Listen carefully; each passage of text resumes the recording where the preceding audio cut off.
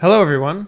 Before we get started on this week's episode, just a quick word that YouTube in all its infinite wisdom has decided that some of the Die Party games are now not suitable for advertising.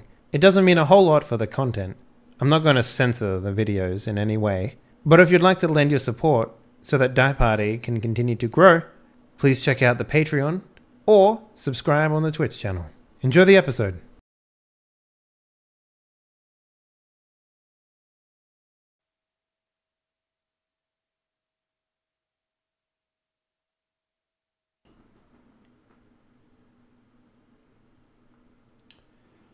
Hello everyone, welcome back to Die Party Dead Man's Crest, a Savage Worlds role-playing experience right here in Savage. That was like good. A mixture of a pirate and a savage. I like it. Yeah, I was going for it, but it was honestly outside my range. It's okay. We'll develop that range together. That's how. That's what it is to be a pirate brother. Just you, me, a back room, a piano, random grunts. Mm-hmm. I'm really disappointed, Eugene. You brought out your pirate gear and put it on to show me you had it, and then abandoned it. It's true. I did do that. Much like we abandoned Seven Seas, we are now playing Savage Worlds. And if you missed the previous episode when we moved all the characters over. Don't even worry about it. Could you please watch it and tell us what we did? Because that was a wedding and a honeymoon and like I think a TwitchCon or something ago. Yeah, man, no, it was a ways back. But what hasn't stopped this show from going up? Like, but nothing Disney else will World? stop this show from going up. 100 episodes. 100 episodes, Henley. Oh no, that was my promise. I said in the chat. Except for holidays, now we are committed to 100 episodes of Dead Man's Crest without interruption. Just like Pirates of the Caribbean, we're gonna whip it till it's gone. And then we will continue to whip it. You know, real good. Real good. So, okay, hold up. I had the opportunity to sit on a plane for fucking forever, so I watched a lot of movies. I watched the latest Pirates of the Caribbean. Who gives a fuck about that right now? Raise your hand. Never seen it, don't care. Okay. I care. You care? Have you seen it? I care. No, I haven't seen the latest one. God damn it. Because it's something I want to call. It's the one with I'm not going to watch it. Ghost Pirate. What's I'm going to watch it, though. The one with Ghost Pirate. Oh, which one? No, so there's been Skeleton Pirates. There's been Cthulhu Pirates, and there hasn't been Ghost Pirates yet until the most recent one. The most recent one was Ghost Pirates. Not Skeleton Pirates. Not Skeleton Pirates. And not Cthulhu Pirates. And not Squid Pirates. Right, exactly. So the most recent one has Ghost Pirates, and I do intend to watch it. So sorry to put your brakes on. So okay. I'm gonna hate it. Like I know I'm gonna hate it, but I want. It was actually a pretty enjoyable experience, all things considered. I mean, say what you want about those things, but like the fact that they're like, it's the fact that it's just a story about a fucking stupid pirate is like kind of cool, I guess. I don't know, like, I'm not going to lie. It's about a stupid captain. I think he's hardly a captain at any point in any movies for very long. You know what I mean? Like he's like, yeah. I have a crew for about 10 minutes. I have a ship. That's the point. I no longer have a ship. I was going to say, most people, when they're young, they're full of wonder and just enjoy things. And as they get older, they get more cynical and, just more assholey, really. I have actually gone the other way. In my 20s, I would watch a movie and go, this movie is just horrible. It's awful. There's no realism. They denied physics left, right, and all. And just recently, I went out and saw the most recent Thor film, which is hilarious. Hilarious. It is not it's not a movie of the year film. It's not. It is about as deep as a thimble. But the scene at the end. Oh, good. Where, So I'll understand everything, is what you're saying. Yeah. Right up your alley. For anybody who hasn't seen it, I won't talk about it. But yeah, I almost wet myself. Another facet of getting older is loss of bladder control. But you're not that old. In man. tight spaces, that's a problem. By people. He's not that old, but he's also been really hard on his bladder. I really have. He's been stretching it to the extremes. I drink a lot of liquid and hold it like I think I'm a camel. You know how they say, I need it later. Don't hold it if you need to go. Just go because you will damage your internal organs. I thought just they work were out, sweat it out. That's definitely how the bladder works. Force it up your body and make it. It's definitely not stiff. trying to get certain toxins out via the kidneys. It's just trying to get the liquid out any way it can. Exactly. Yeah. See, Wreckage knows what's up. Wreckage knows how anatomy But works. I know what you're saying. Like I'm a doctor. I went and saw Dark Tower, and everyone was like, "Oh, this movie's gonna be so good." I was like, "Man, they put so much effort into this fucking." I'm sure it was good, but then it's like cut it down to under 2 hours, and then What's Dark Tower? Dark Tower, it's a Stephen King movie. No. Yeah. It was supposed to be a Stephen King movie, and it turned into something else. Who cares? Yeah, but you know, a lot of movies these days are like. I appreciate a movie more when it has a little bit of comedy in it. Like, I don't see movies these days for dramas anymore. I leave that to fucking TV shows. You know what I mean? Like, like movies can't do drama. I like wit in my movies. Wit? Witty remarks and shit like that. Yeah. I think that TV series have because they're generally longer lasting, and if you look at an entire season of a show, it's what, 4 or 5 movies? Mm-hmm. Longer if it's hour-long episodes. They're able to develop characters and scenarios in such a way that they can build tension, they can build drama. Hollywood's just gotten shit recently, is what it's actually about. Like, they're not willing to do, like, let's look at Blade Runner 2049. That's a great drama. It's a great high sci-fi concept. It's a great action. It didn't need to have shitty jokes in it.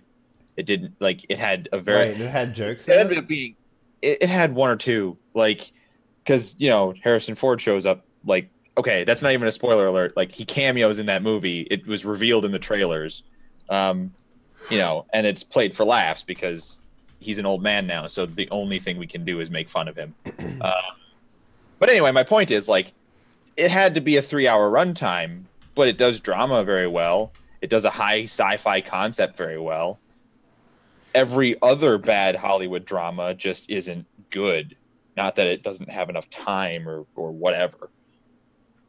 Yeah, okay, I'll give you that, but like, I also thought that they could have snipped out a lot of like, because this is running a campaign. We're doing intros, Chubby Whale, and then that always takes fucking forever because Dave has the attention span of a small baby. I give it about half an hour every time, so don't worry about it. And then when we finally get into this game that we literally haven't played in 5 months, we'll only have 2 hours because we spent. All right, fine. If you wanna be like that, it's cool. I just want to hang out with my friends and have a good time. Eugene, tell me about your face. Hi, I'm Eugene. I do things. For the last 2 weeks, the things that I've been doing has been Hand of Fate 2. Oh my god, I love that game! That. I like the game as well as jumping into some Crowfall as they do some major updates and Have they fixed that yet? Is that game fun at all? Like Crowfall? Yeah. Yes. I'm glad the pause and the look to the sky. Like, well, the problem is it's not a game yet. Yeah, it's still in pre-alpha, so it's still a feature test. The features that they have in, if they implement them well, will be a good game. That will be fun. I like the combat. I like the crafting. The gathering is gathering. You hit rocks, press F. Though they recently made that more entertaining. If they put all this stuff together in a good way, haha. But it's still pretty early for the haha. So yeah, MMOs, it has potential and it hasn't scared me off yet. I am a little bit concerned. about the kind of pay to win elements that are creeping into the game that they kind of swore to me a year and a half ago would not be there. But I'm going to interrupt you real quick to answer another question from Chubby Whale in chat. This is a campaign, though it has been speckled by difficulties and has barely gotten off the ground. This is essentially our relaunch episode where we're going to head headlong into piratry. If you're looking for an extensive backlog, you can go to youtube.com/Henley, where we have a... I don't think that's the URL. That's not the URL? No? Yeah. YouTube changes the URLs way too much. I don't even... No, well, anyway, Dave, link in your chat your YouTube channel where we have literally an infinite number, and by infinite number, I mean a finite countable number of very long campaigns for you to watch. Personally, I recommend Los Angeles at Night, our Vampire the Masquerade campaign, which just had its Season 2 relaunch this Monday. All right, stop with the fucking... We're trying to they asked for a campaign that they wanted. They wanted to watch a campaign, and I can't really recommend the 3 episodes that this campaign has. Since it has been a while since we played, I will start off a trend here, and hopefully my fellow cast members will join me. I am playing Eric, son of Eric, son of Eric, son of Eric, son of Eric, son of Eric, son of Eric. Twice all removed. spelled differently. We're a very long line of Erics. We're very proud of it. I come from a village from the mainland. Was a militiaman and a farmer until some bastards came a-raiding and took our sheep and our people. Then they put me on a ship to go find those bastards. People. It turns out that ship was a slave ship because we don't know shit about, being on ships. We ran afoul of a storm. I ended up on this weird mystery island with red sand and waves that surround the whole island and can't get anywhere, and it's real bad and storms. And then there was the witch. And the witch said, hey, I'll get you off the island so you don't die in the morning, because that's a thing that happens if you sign this little contract. So now Eric, son of Eric, son of Eric, son of Eric, son of Eric, son of Eric, can't drink anything. Turns to ash in his mouth. Very problematic. All of the players have been cursed, though only Eric has discovered the nature of his curse for the Contract of the Witch, because we're going for a Pirates of the Caribbean vibe here. So we escaped the Death Island to find ourselves on a privateer vessel where Eric very quickly makes friends with the crew and replaces the ship's cook as the new ship's cook. Only to find out that his new friends, have a varied skill set, and one of them mouths off to the captain and causes some issues, and now we're where we're at, and I will let the others fill in some of the blanks there. Okay. Prylor. Hello.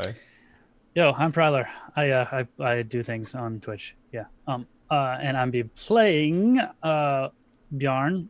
He is he's from Thrin. That makes him a Thrinian, which would it's kind of like a not Thrinish? Norse. No, Thrinian. Not Thrinish. We come from the north, kind of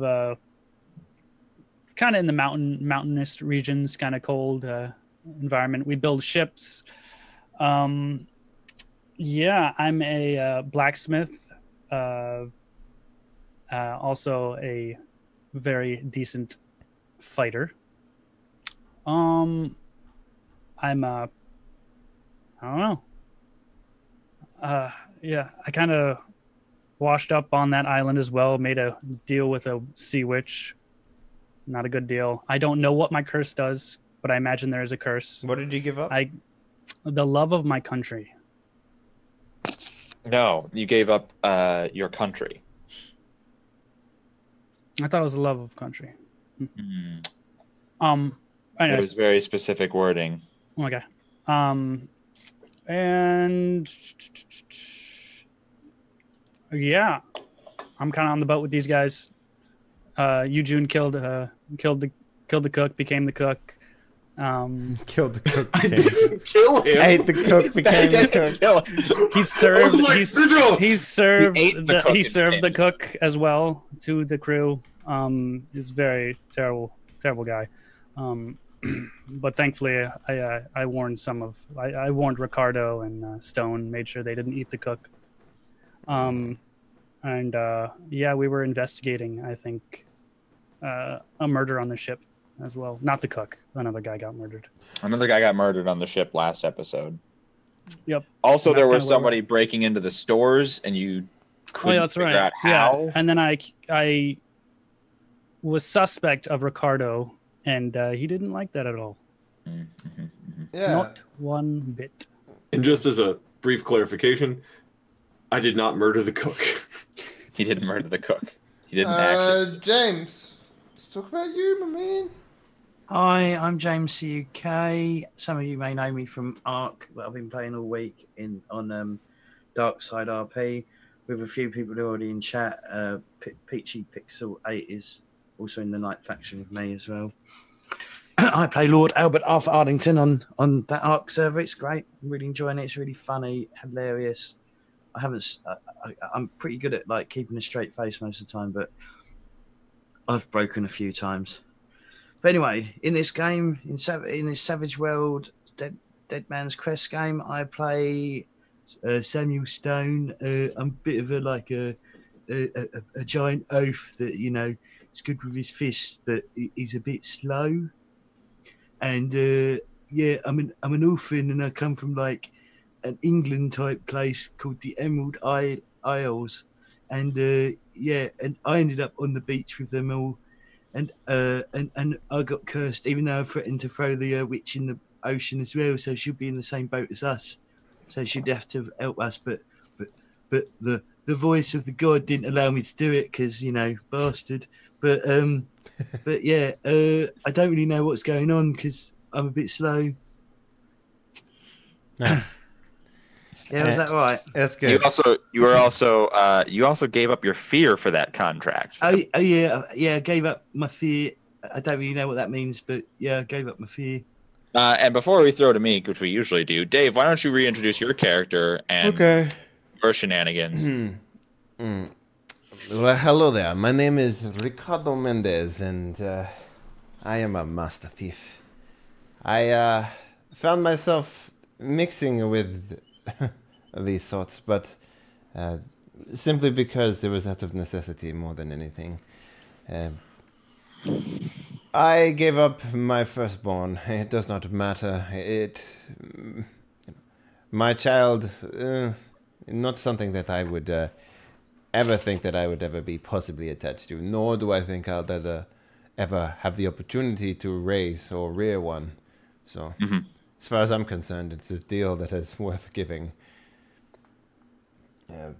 I have been accused of murdering this man on the ship. As far as I'm concerned, it is not something that I would ever do. On top of this, I have also been accused of stealing.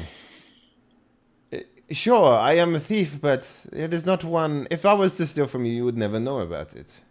That is the difference between me and someone who takes a flintlock rifle from a armory.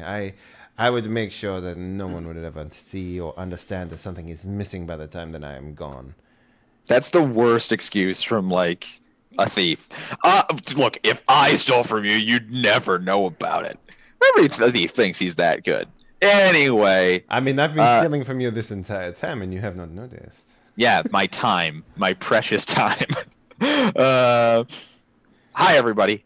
Welcome to Die Party Dead Man's Crest. I'm your game master. This show has had a rocky start for several reasons, one of which was that people got eaten by 2 hurricanes when we first started, and then there was, like, political upheaval.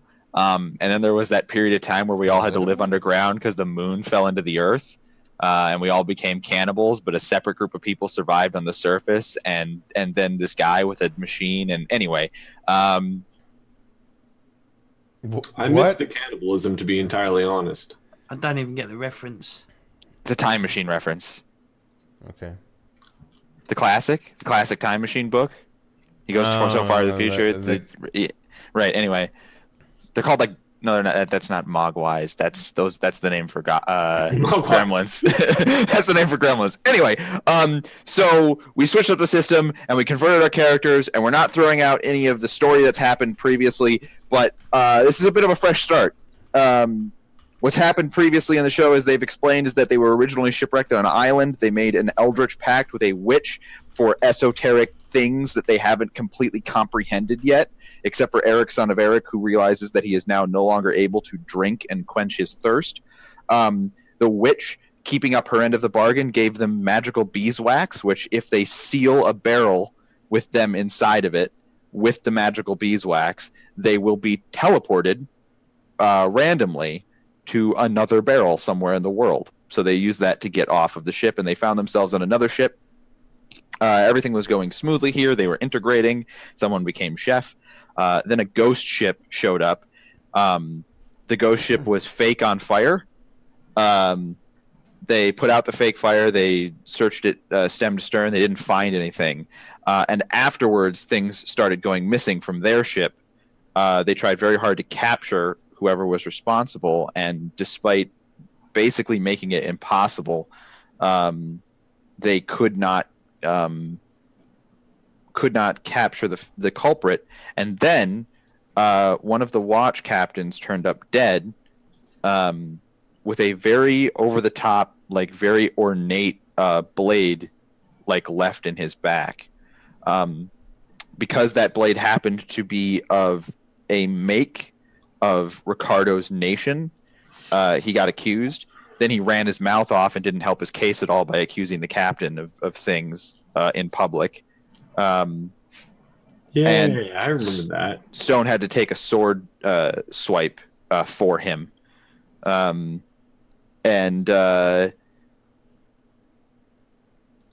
Ultimately, like, the situation was talked out. Ricardo got sort of absolved of being accused of the murder, but was definitely still guilty of, like, slandering the captain. And so he got, like, deck swapping duty. And the very last thing that we had was that while he was doing deck swapping duty, someone sort of leaned in and whispered, "Hey, all that shit you think about the captain having some sort of secret that's really dangerous and bad, It's all true. It's true. We'll talk later." You know, that sort of thing. It's free real estate. Got him. Sorry. Right. So now we're back with fresh rules and fresh faces, and I can't keep up the eye patch bit anymore because it's really hurting my eyes. If I may, Wreckage? Yes. We also performed an autopsy, kind of. Oh, that's right. Of the gentleman that murdered, and we ruled out very tiny person stabbing him.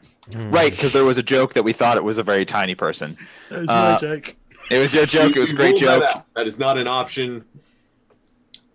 It was a very downward stab.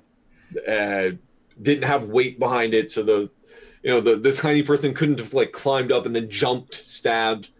It was a normal sized person that stabbed this other person. I forgot all about that.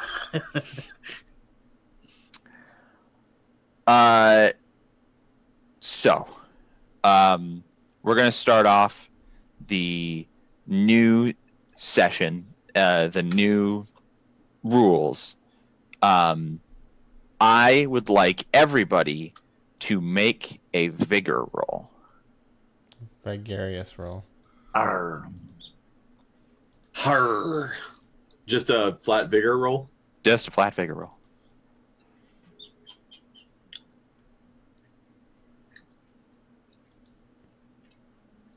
I still can't read this. I take the highest die roll, don't I? That's what it is, I believe. You take the highest. Yeah, so the wild die, when it comes to Savage Worlds, it doesn't add.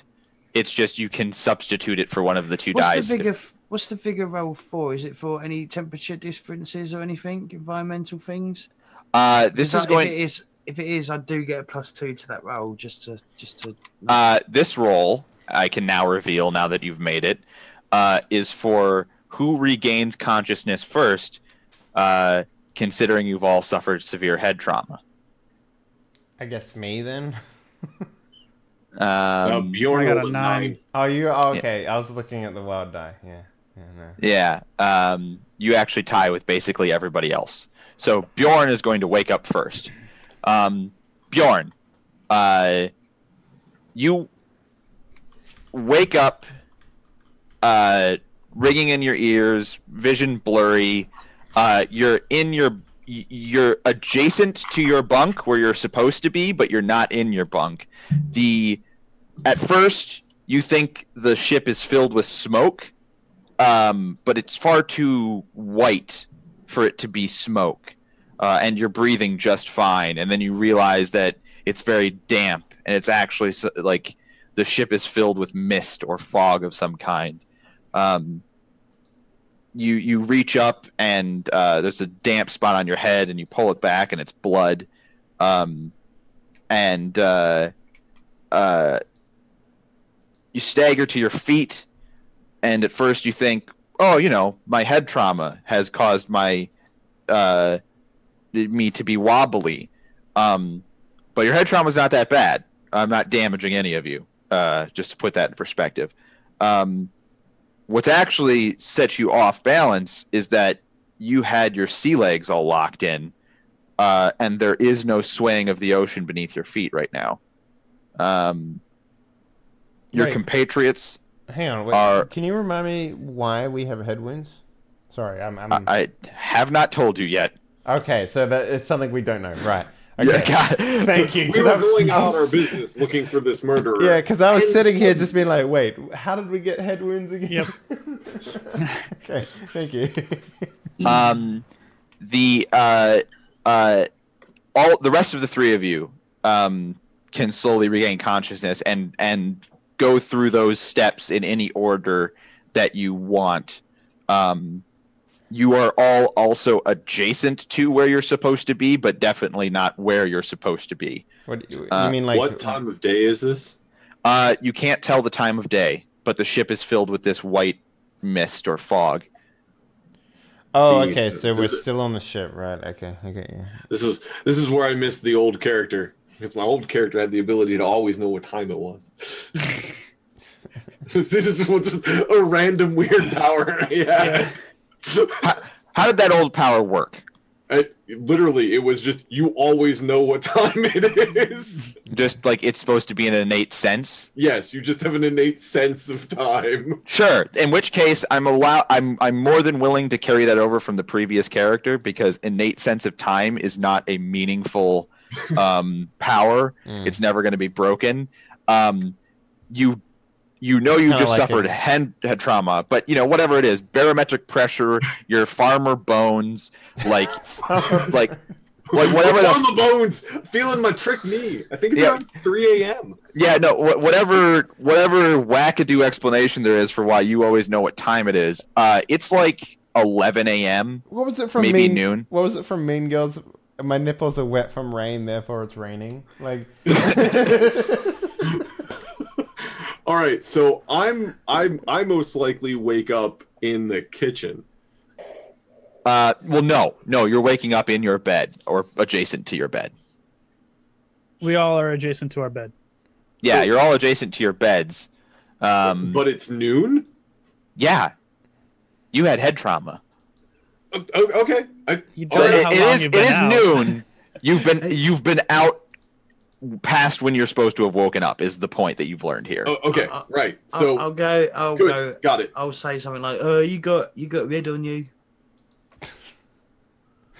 Thanks. Eric, could you take a look at my head? I got bonked or something. Yeah. Come here. Let me take a look at it. Are you guys not concerned about the smoke that's around us? I certainly am. Fog. It's just fog, Ricardo. Well, I mean, it is unusual. It's still weird. Fog. My first concern is not so much about the bonking, but more about what exactly we're breathing. He said bonking. He did indeed, Stone. It looks fine, Bjorn. Obviously was enough to knock us out, but my head doesn't look like it's going to cause any lasting injury. Does anybody know what happened?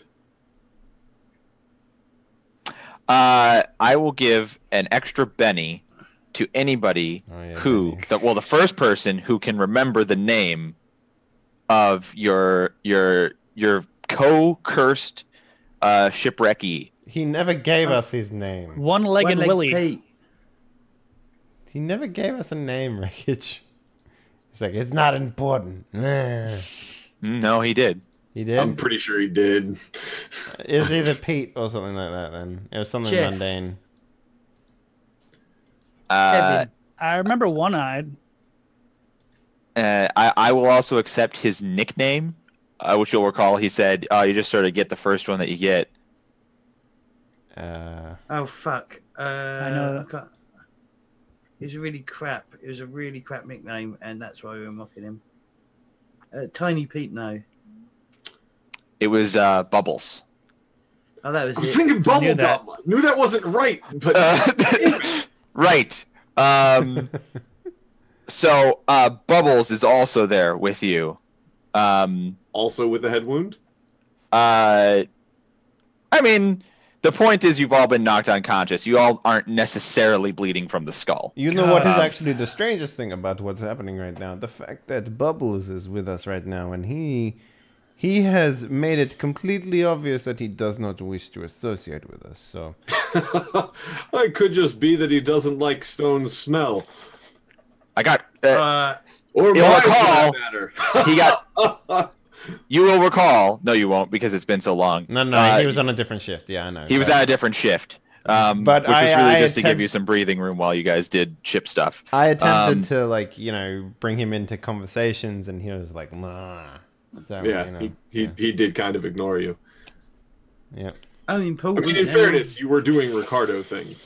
Is anyone else around? Is there anyone else on the floor, or is it just literally the five of us? There's somebody near the door to the sort of this particular house room. They're sort of slumped over as well, but they haven't stirred yet. I'll go look at him and shake him. This Wakey. guy's got a cutlass through his chest. This guy's got he'll be alright. It's only a flesh wound. Through his chest. He won't be all right. I'll bring the body back over. I'll bring him over and go, I found this. Hey, it's that guy who drinks too much and gets other people's extra drinks. Huh. Georgie, huh? His name is Georgie now. Okay. I don't remember it, so it can be whatever. You hopped on it first. You get to name him. Nice. Interrupting Georgie, I remember him. I'm gonna go up on deck interrupting then, Georgie. 'cause I want to have a look. How is everyone else dead? So you're just gonna go up on deck alone, like? Yeah. I'm gonna Yeah. go over. Stone and- Stone just starts wandering off. Yeah. It seems we've all been rendered unconscious, and Georgie here has been stabbed. We may want to stay together. I walk over to Georgie and I pull the cutlass out of his chest. Why?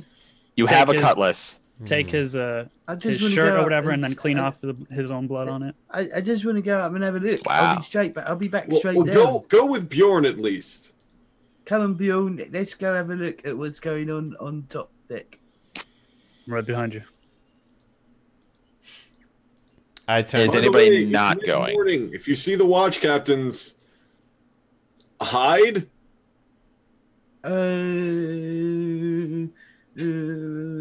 How do I hide? I'm a bit big. We'll just come back here. I don't think that's gonna be relevant, lads, says Bubbles as he hops around on his peg leg. Do you know something that we do not?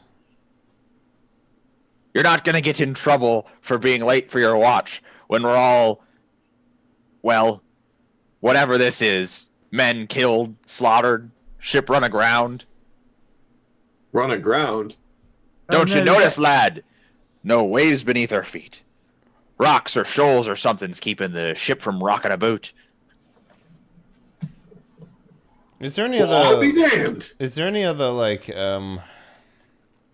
So the other thing that it's kind of weird that we're all in here together, but Yeah, is there any attempt to like lock the door from the inside that we're just noticing now, or something like that? No. There is no actual door, because it's a pirate ship, and they hadn't invented like Well, is there any there's no like barred bulkheads, you know? So it's like doors are just gaps, except for in very few places where you actually need to like lock the door or whatever. So there's no attempt to like separate ourselves. Doors have not been invented or anything. No. This guy is dead on your side of the door, and there isn't an actual door there. What I was actually thinking might have happened was he slumped down to die after he'd locked us in or something like that. So. Like tried to save himself, but was too late and he died. And no, the door's there's just a gap there. Okay. All right. And as you travel through the silently, eerily silent ship, you will find several more dead crewmates, very randomly strewn about. Sign of conflict? I mean, definitely being killed by weapons. Some to pistol shot, others to bludgeoning. But like it isn't a graveyard. Like the bodies are very random. You'll probably encounter like 4 or 5 dead crew members before you get on deck. Not like a whole battle, right? You know what I'm saying? Yeah. It doesn't look like they were trying to repel boarders or anything. It looks like they were killed where they were. To some extent, and some of them, it does look like there was. It doesn't look like there was. Oh, let's all get geared up and get ready for a fight. Like some of them are killed where they stood to some extent. Like a cannoneer has like the loading rod in his hand, like he was gonna fight back, but then just got shot. So there is. Some of them were conscious when they died, at the very least. But an epic battle, this was not. Right. Okay. All right. So I'm assuming Ricardo, I, and Bubbles are still where we woke up. Unless you want to go somewhere else there, Henley. No. I'm as far as I'm concerned, there's a good chance this place might be on fire, so I'll stay with you guys. So is everybody moving up deck then? Sure. No. No. Nobody's moving up deck. No. That's not accurate. That's like me and Stone Stone and Pryor are going up deck. Okay. It is eerily quiet. You get to the poop deck. And there is another body up here. But that's it. And everywhere stretched around you up to the sky and across the horizon is just incredibly dense fog. You can hear the lapping waves of a tide, like on a shore or something. But when you look over the railing, the mist is so thick that you can't even see to the bottom of the ship where it would actually be. Curious, wreckage. Is there any way that we could judge the amount of time that it has passed since we were knocked unconscious? Because if we were in the middle of nowhere and then we ran aground, that's a long time to be unconscious for. It sounds like. So, I mean, what you can discern from Yujun having, like, knowing that it's like, almost do I new. have facial hair now? Like, what's going on? No, this isn't. This isn't like that episode of Star Trek where it's like, I grew a beard, but we were only out for an hour. Yeah, like, exactly. Yeah.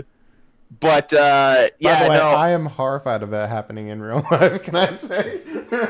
Like you wake up and you've got a huge beard, and you're like, "What fucking happened?" Like you I wake up in didn't need to take a 4-hour nap. You wake up in the hospital. Facial hair grows quickly. Under a coma, and you're just so unkempt that you just don't want to be seen by people. And then there's like doctors around you and shit. Like that is a constant fear of mine. Well, I've got great news. They shave coma patients. Oh, good. Unless Balls a zombie included. apocalypse happened. Balls included. Oh, good, because I don't know how to do it. Hi, yes, I got my doctorate in coma patient ball shaving. Ah, yes. It's a competitive field. It's a competitive field. Yeah. Lots of people want to do that. I mean, really, the It's supply and demand. There's a lot of people who want to do it. There's not a lot of coma patients. the key, really, to coma patient recovery is how well kept their balls are. It's true. And if they don't That's have why women balls, always stay in comas. yeah, it's true. So you're saying Not so a what you're single saying? woman has ever James woken is up. unimpressed with the joke. It's fine. Go ahead and ask the question. What, I won't actually. I mean, I missed the joke. I mean, We've been Yeah. talking about coma patient balls for like 3 minutes. I was listening. Yeah, I don't, yeah. It's fine. Go ahead and ask the question. What's up? So we can't see what's in front of our face, is what you're saying on top deck. I mean, you got about like 3 feet to 4 feet I was of thinking visibility. like Silent Hill. It is really, really dense fog. You can see in front of you, and like as you walk along, think of like a video game that's limiting rendering distance, like Dave says. Ships are very tall, especially this one, so you just can't see to the bottom of the ship over the railing. Is there any rope? Oh, there's rope everywhere. It's a ship. Is there any like loose rope, like coiled up? Sure, yeah. Is there anything slightly heavy? Yeah. All right, I'm going to tie the rope one end to something heavy, and we're just going to throw one end off the side of the boat. Okay. You hear the sound after the appropriate amount of time of something very heavy landing in shallow water.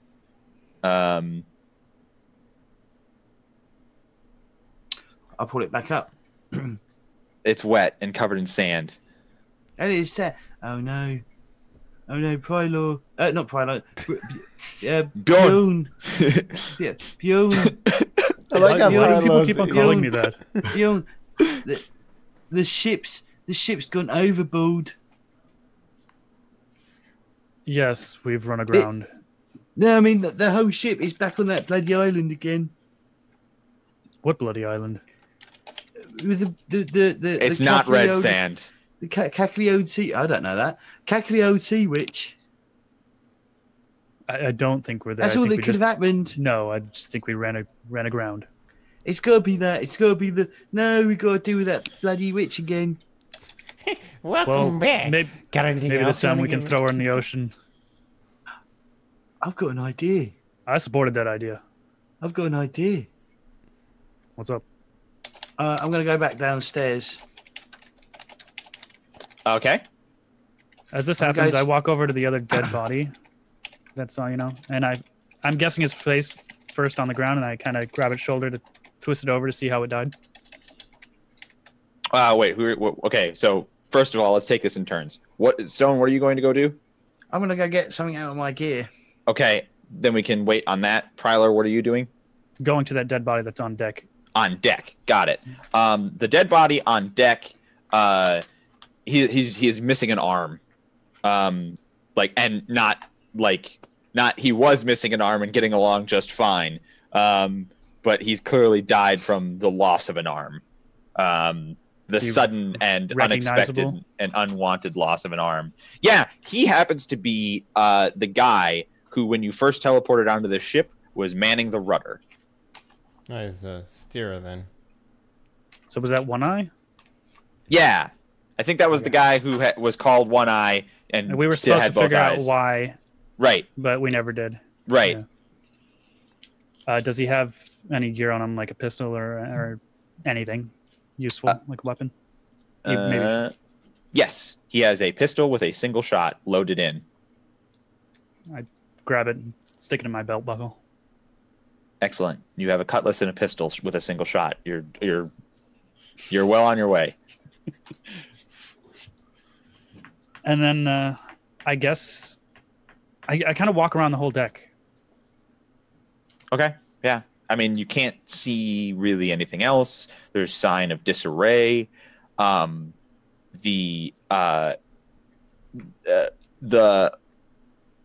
There's signs that you can't look up and confirm because the fog is so dense. But based on what you've learned recently about sailing on this ship, the ropes are tied in such a way that the sail is probably still unfurled. So like the ship didn't in any way prepare to make ground. It was abrupt and was not, on purpose.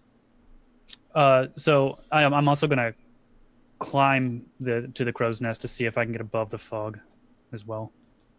So you can climb the crow's nest. That's a little bit more difficult with the fog in particular.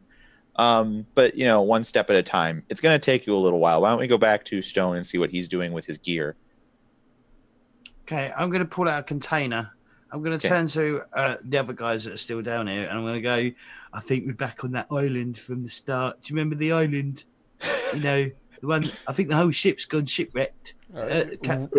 Gone overboard. I think the whole ship's gone overboard. You cannot be shipwrecked while we are on a ship. Is that? Look, I have a true? plan. I have a plan. I've got a plan for us. All right.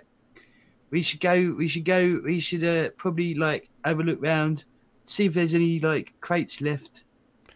So you're should be saying that crates. we have actually made landfall? Yes. We've hit some sort of land. I think it's the island with the red sands.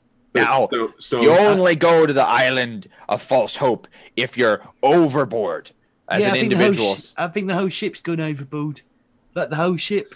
Well, if we're on land, I'm simply going to get off this ship then. No reason to stay around. Should we check could on be the any- other crew, Ricardo? They're all dead. Everyone's dead, Jim. They're all dead. What do you mean they're Yeah, all they're dead, dead, Jim. Stone? All of them? Everyone's dead. Yeah, they're dead, Dave. They're dead.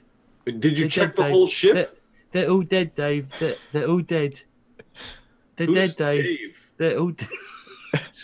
I think he's having a moment. You know how this boy gets, and now he's had head trauma. Sorry, I mean, I was doing a examined Red Dwarf Stone. quote. Sorry, I'm really sorry. I was doing a Look, Red He Dwarf really quote. didn't have very much trauma. He made it up Oh, on deck and good came for back that. alive. Let's all go and see for ourselves. Right, rather than we could try the island, but there may be nothing here. Did you But see I've any got other this. weapons, Stone? I've got this. What is that, Stone? What It's are a you jar shaking at jar me? of beeswax. She gave us Why? more You have than a jar of one. beeswax. She gave us more charges of beeswax than we needed as a parting gift. The witch. We can do her thing again if we need to get off this island. Well, I mean, that would work, except doesn't somebody have to seal us in from the outside? Not sure. We can come to that when it needs to. We can pull short straws. Yes. Anyway, were there more weapons? Did you see more weapons, Stone? Weapons. Yes. It Yeah, there was appears there someone was- killed there was- all of the crew. There was swords and stuff sticking out of bodies and stuff. Good. Then we See- should probably arm ourselves. I'd rather not try to fight them off with, my I've got massive arms. ego. So have you. One guy up on the top deck hasn't got an arm. He's slightly armless. He's slightly Confusing armed. words again, Eric. Let's just go. That's the sound of Bubble vaguely walking out. I grab my pack with whatever it has in it. What have you collected since you've been on this ship? Probably random foodstuffs and gambling winnings. Do I have the key to the armory wreckage? No, he never gave it to you, but in this situation, you could get in no problem. All right. Yeah, I'm gonna go to the armory, see what's left. All right. I'm going to go to the top deck and then go to the captain's chambers. But All right. me So too.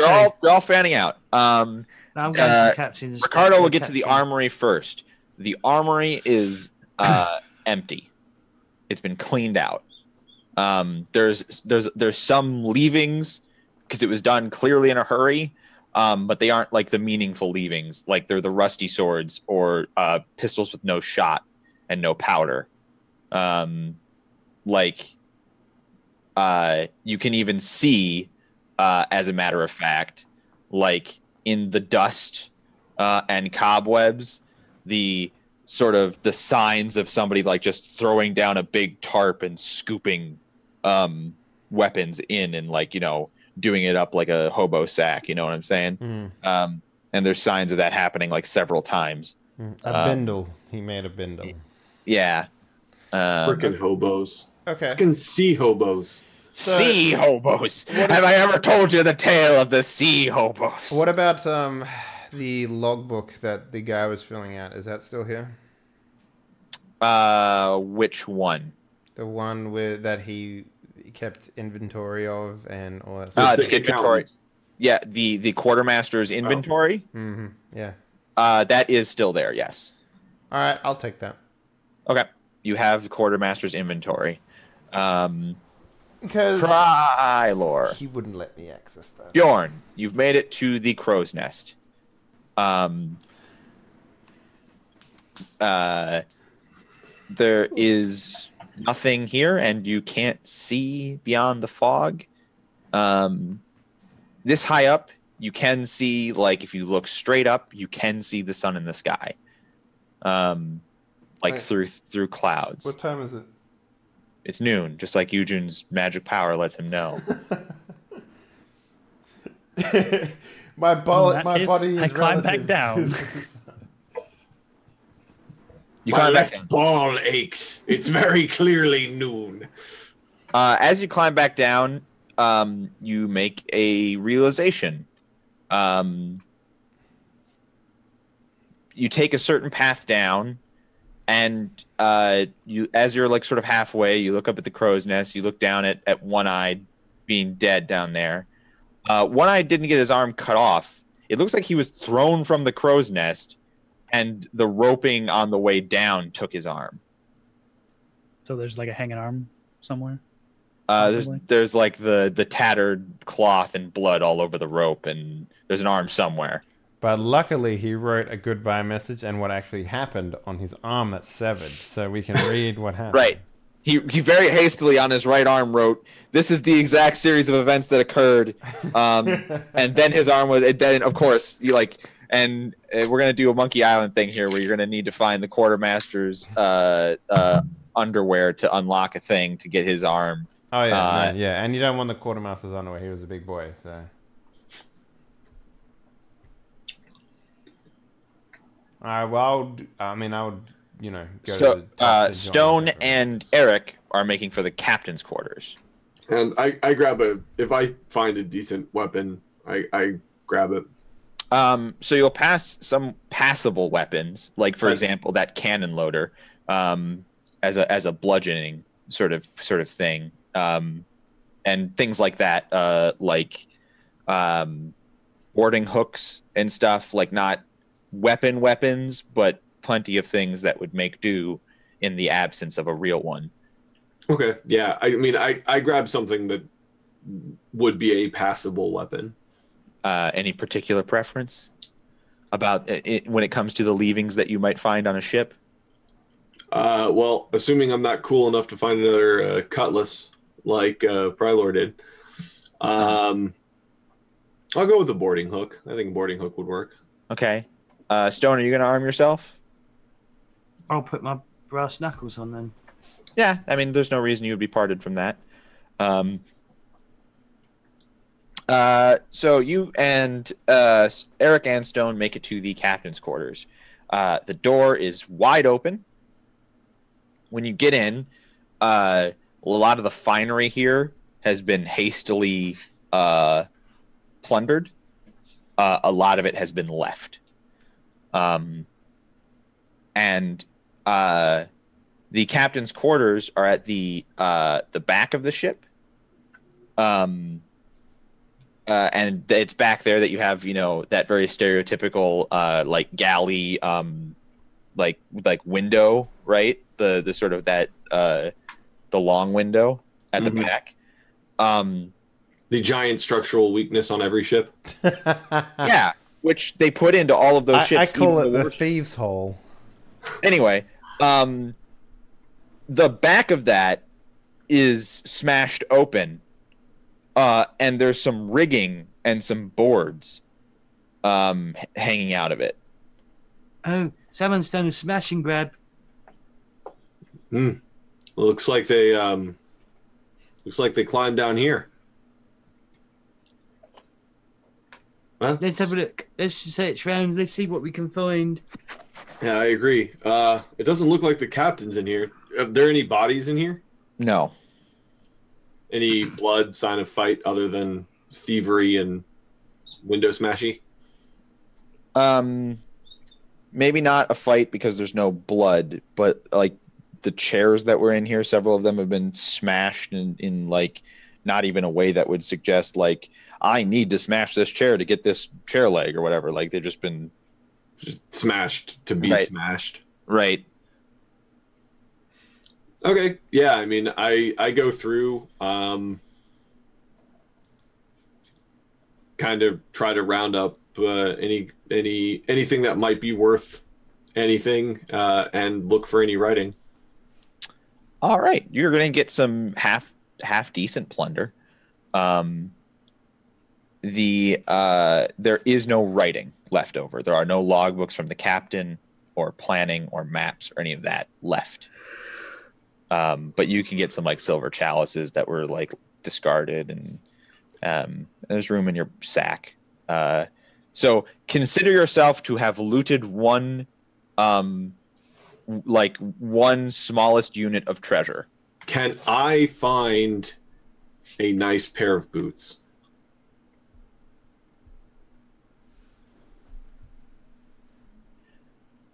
Before I say yes or no, I'm going to ask why in particular you want a nice pair of boots. Because having a nice pair of boots is always a good plan. Sure, you can find a nice pair of boots. One of I the put on the nice pair of boots. All right, you leave your perfectly functional boots in my bag with the rest of the loot. I'm not going to leave them behind. Okay, well now you got boots and treasure in your bag. It's gonna get and food. It's gonna get crowded in there, and those are your boots on your food. That's gross. I pack it around. I'm not a savage. Oh, I am a you not? soldier, though, and any soldier will tell you the value of a good pair of boots.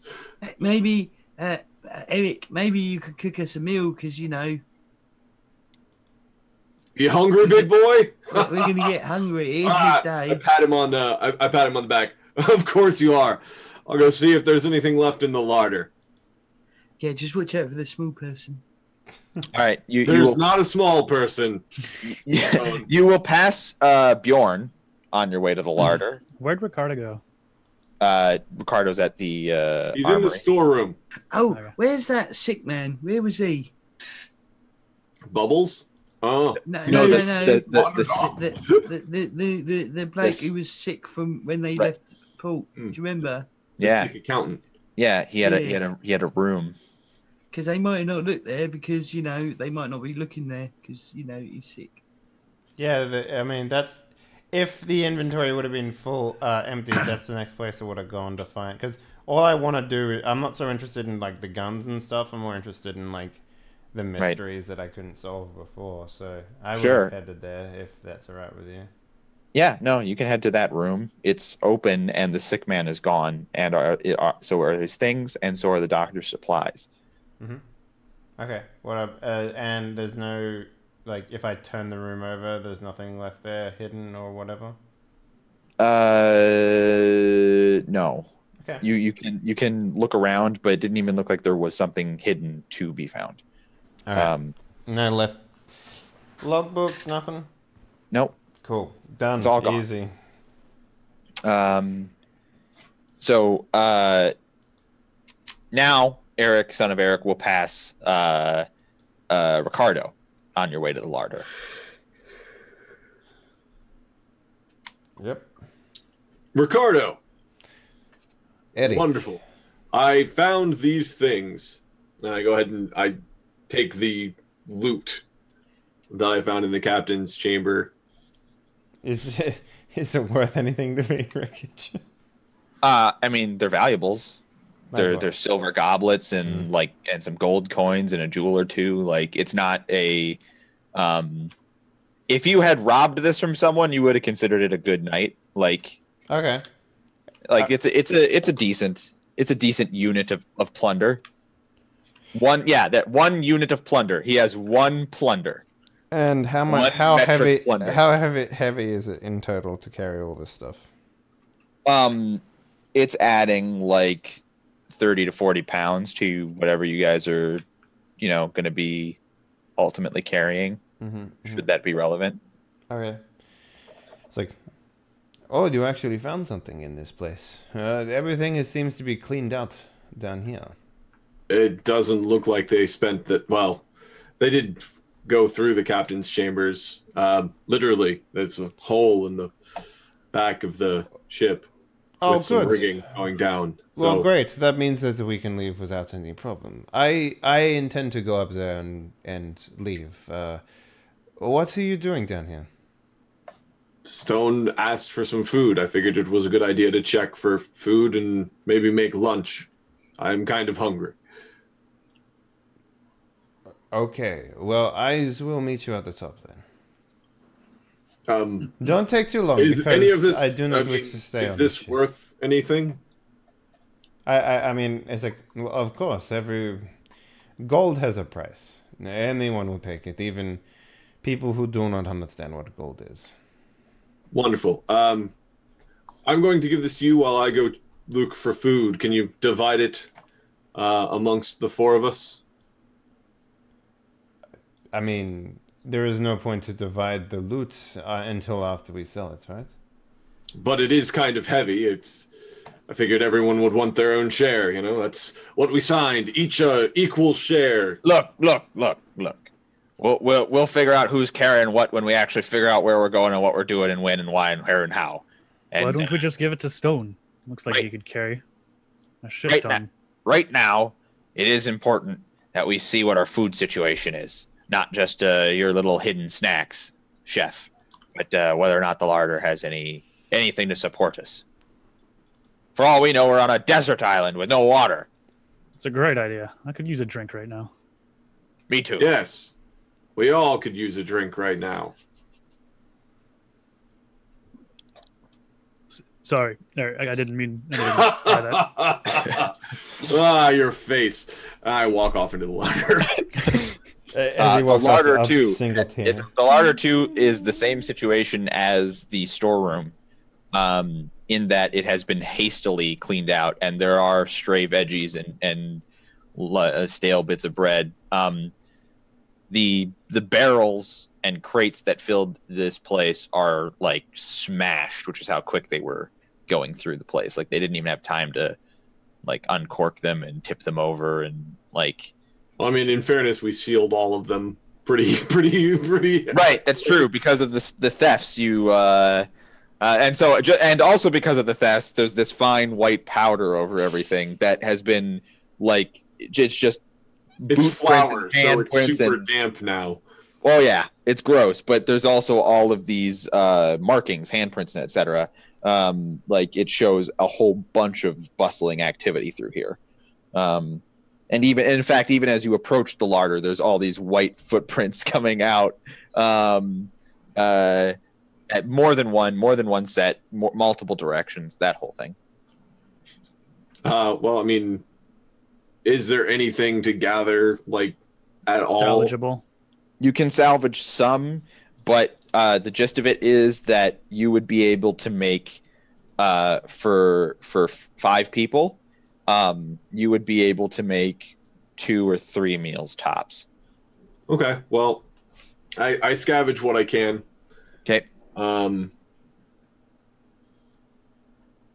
And take it back to the rest of the crew, whom I'm assuming is just sitting on the top deck.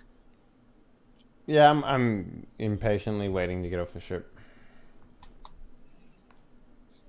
Hey, Ricardo, do you have a weapon? Why would you think that I'd need a weapon? Well, I'm just asking. I was gonna. The other night you said you were a fencer or something like that. Yes, it is an elegant weapon that is used mostly to make sure that people don't even attempt to fight me, but I don't pull it out if I don't need to. Well, considering there's dead people everywhere, you might want to hold on to this pistol. Grab my pistol and offer it to him. Yeah, I'll take the pistol. Yeah, no problems. Yeah. Good luck. You only got one shot, but it's better than nothing. Well, when it comes down to it, I'll make sure that it's put somewhere properly then. Just remember, you can bash someone with the hilt of it if you really need to. So Bubbles, sort of, while you're waiting for Eric, he wanders off, and he's crouched over and he's doing something. He comes back with a fishing net, but at the edges of the fishing net, he's festooned some of the shot lying around, sort of useless on its own. He's like, "Well, I got me a weapon." Ah, yes, a net is always handy. He sort of like bundles it up and puts it on his belt, that sort of thing. Smart thinking. There, Bubbles. Bubbles, what is your real name again? I'm skipping my thought. My head's all blurry and fuzzy right now, and I can't seem to remember. You don't even remember your own name. Let's not worry too much about it. You must have taken one hell of a spill, man. Oh, maybe he gave up his name when he told the witch. Stone, my good big friend. You still have the beeswax? Yeah, good to hear. Well, here's my thought. We try and reconnoiter the island or whatever we're on, and if it's hopeless, we try the barrels or something. All right, sure. You said there was a way down. Well, there's land beneath us. Yeah, there's land. I mean, Eric. Oh, yes. Out the back end of the ship through the captain's chambers. I salvaged some food, but 2-3 meals tops. So we have to hope that there's something on this island. If it's a barren island, then there's nothing for it but the magic of the witch again.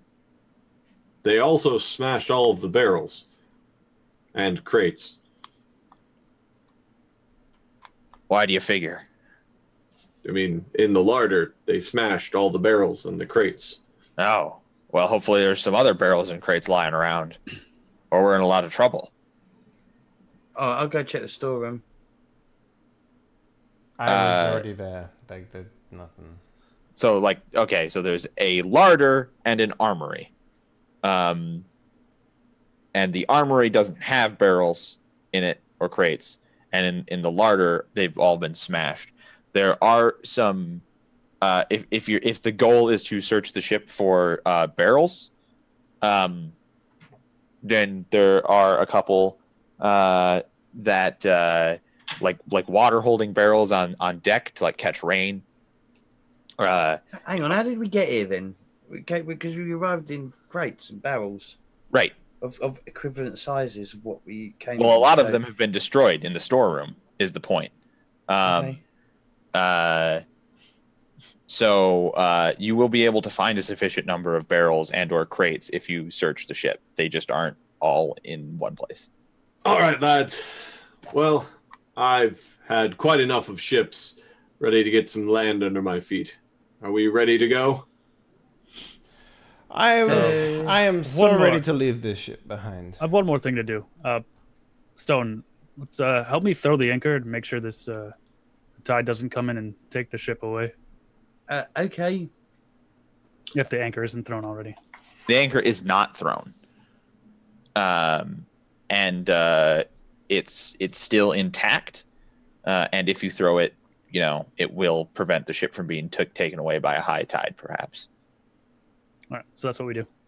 All right. And now you're going to check that thing at the back of the ship. It's basically a ladder that's been hastily constructed. It doesn't go straight down. It seems to be fastened to something, so that it maintains sort of an angle.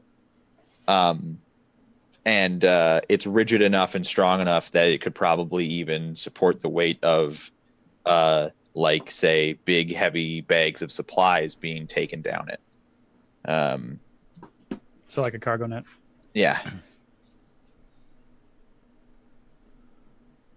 We all there? All right. All right, All I'm right, gonna lads. Let's see jump what on the this net, island yeah. has. All right. Yeah. You all make your way off ship, and you're on pearly white sands in misty white fog. There are boot prints everywhere. It's chaos here at the bottom of the cargo net. Mm-hmm. Does it look like they dragged anything, moved anything? Absolutely. Okay, cool. Well, maybe Can we we follow should the just tracks? follow them. Yeah, you can. And it's very clear. Like they head away from the ship, like directly away. Mm-hmm. Can we get any kind of indication of how many? A large number of people. If it's your crew, then the majority of the crew. How many dead people did we find from our crew? Throughout the entire ship, you found maybe 8 to 10 dead. And we had a lot more on that ship. Did they try and kill The us? lads don't think this was a mutiny, do you? Did they try and kill us? But failed miserably. Honestly, last If they wanted to kill us, I think we'd be dead, don't you think? Well, they might have thought we were dead and just left us. I think that's a smart thing Stone's saying. Not every man can tell an unconscious man from a dead one. Yes, it just seems odd that they would put us in a room. You were in your bunks. You weren't put anywhere. Okay, but we all had nogged. Yeah, you had all been head injured in some way. Mm-hmm. How long ago was this murder thing then? Was that last night or what? Or is this the same? Is it the same day? Is it? You It's know, actually- you know as is that much the as last- we do there. It was 2 days ago. Oh, okay. Assuming that you weren't out for multiple days, which again, beard, hair growth, etc., doesn't suggest that. You had the night of the murder, the morning of the accusation. You had Ricardo working penance, basically getting some lashes and doing some manual labor. Then you went to bed and woke up in this situation. So we've bumped our heads and couldn't get up in the morning. That's what we've done. Indeed. Well, do we follow the tracks? Yeah. Do we but avoid the tracks? I think we should follow the tracks until we can hear voices, because is the fog still going on? By the way, Yeah, it's still on the fog. land? What about Yeah, Rick? we've first- got Wreckage? cover of fog until we can hear some voices. So I think we should be quiet when as we go through. Maybe hang on, I'll climb back up and get some rope. I'm going to tie us all to some rope.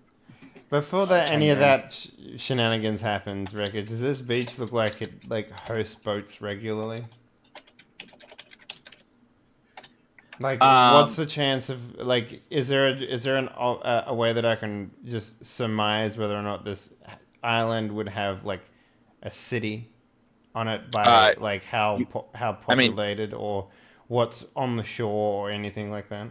You could if there wasn't this fog and you could see the island, you could probably discern that information. But you're only seeing, like I said, 5-6 feet of visibility in front of you. So there's no old piers or nothing like that I can see. There could be, but you'd have to walk the island to find it, right? Because you don't have distant vision right now. Instead of following the tracks, why don't we go inland? See if we can- I am with you. I do not wish to associate with these. Maybe we can get some higher ground and out of this fog. Well, I'm more. We're walking blindly down here. Yes, I do not wish to be a part of. We don't know who this these crew. tracks belong to. These could be the people that attacked us. More than likely are. Yeah, but we could get them with their pants down. And do what exactly? Ask them Beat nicely them all not to up. kill us. He's got Beat 'em a up. pistol with one shot. I have a cutlass. Yeah, What do you and have? then my fists. Oh, great. He's got Boarding his fist, hook. guys.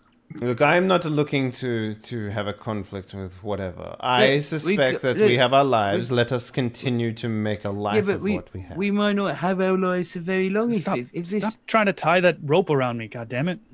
Look, it's so that you don't get lost in the fog. Look, we can't see anything. I can hear you. I will say that we only have 2 or 3 meals worth of provisions. So if we go inland, we had better hope that this island has food on it. It's a moot point, gentlemen, because the tracks go inland. As near as we can tell, inland. So we're either following the tracks or going inland, or we're walking the shore. Well, I didn't realize that. Now that you mention it, yeah, they do go inland. I guess we should follow the tracks. Listen, very well. I'm not happy to go back to these. I've got an idea. That ship holds, 50? It's likely that this is our crew. With the exception of Ricardo, they seem to like most of us. That's a fair point. We don't necessarily want to be on the crew, but if we don't want to be on the crew, then we might as well roll the dice on which is magic. I think, for now at least, till we ascertain the nature of our situation, friendly faces, or at least not hostile faces, is better than who knows what we might run into elsewhere. Well, I will stay back, and I will follow you from a distance. How about that? You won't see us. It makes you comfortable. It does make me comfortable. That crew is about as trustworthy as, well, this fog, I suppose. It's a valid point. I don't quite understand that comparison, but off we go then into a land of adventure. Some Parisian saying, I'm sure. So you guys head inland following the tracks. Yeah, I will bring up the rear wreckage, and first sign of trouble, I am ducking into something. Voices, what have you. Mostly because I want to ascertain whether or not, it's the crew it's the part of the crew that thinks that Parisians should be all murdered. Yeah. So as you guys move in, there is foliage. There begins to be foliage. So that's the first good news. It is very much tropical island stuff, palm trees, tropic bushes and grasses and etc. But it's still pretty thin. It's not like it goes from ocean to jungle, right? And there's a very clear path that's still very sandy, being of supplies and footprints being dragged forward. The first thing that you will encounter that is a sign of more people is another dead member of your crew. Does he look like he was dragged there, or died of his injuries, or was... He looks like he was killed on this spot. By what? By what appears to be a point-blank pistol shot to his forehead. I go up to the body, examine it, and see if there's anything, any weapons. Are you sure you all wish to find these people? They sound like the type of people that would not enjoy adding people to their numbers. Is this a crew member I recognize, Dr. Wreckage? This is a crew member that you recognize. This is the guy who, the very first time that you took over for the chef, but you weren't officially chef, and he came up and complained, and you and he was trying to start trouble, and you de-escalated the situation. Loudmouth Johnson. Sure, yeah, that guy. It's Loudmouth. I remember him. Not exactly an elegant solution to his talking, but... Well, it looks like he had a final meal at least. If you want to call it that. Yes, that's exactly what I was saying. Oh. I get it. Wonderful. At least this kind of indicates that it's our crew. Well, I mean, it could have been a prisoner. His hands bound, If were we do bound, it, what have you. if we do it quietly, we'll have the fog on our side, surely. Yes, If but it then comes- we have to. Let's say that they are, in fact, removing crew members to make the most of their plunder. What then? Do we walk Maybe. up and say, "Hello, we are here. Welcome us back"? No, if we sneak up, once we found out where they are, we can sort of sneak up on them. And do And what we can- exactly? Hug them? Well, we could check what it's like, and then we can take them out one by one if we have to. He makes a valid point. If they're hostile to us, their own crew, then we can't cohabitate the same island. Eventually, they'd get us. We don't know how big this island is. Your first instinct is to jump to murder. Mine is to find a big city and tavern and have a drink. But what happens if we're on a deserted island with nothing? Well, For the then first time, why I are really we agree with not Ricardo here? Why are we not finding barrels and getting the fuck off this place? We have the means to do that, yet we're finding trouble. But sure, well, if you want to get just as a sorry, out of character entirely.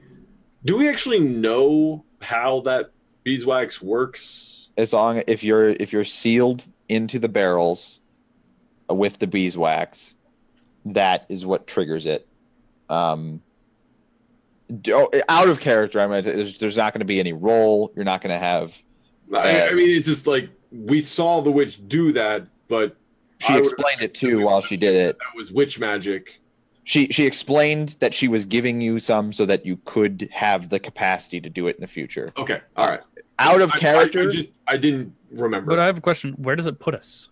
random. That's the point. Okay. So out of character, it was to give you the capacity to leave a ship that you weren't having fun on, if that were to happen. Since I was also going to be randomly placing you on a ship. Also, if there was another shipwreck or something, like you have a couple of get out of jail free cards in your back pocket. But you only have a couple. So again, out of character, like there's the option to bail from this situation, but you'll have one less like use of the beeswax, and it will put you in a random situation, which could be worse than this situation, or it could be much, much better. So Bubbles will suggest caution.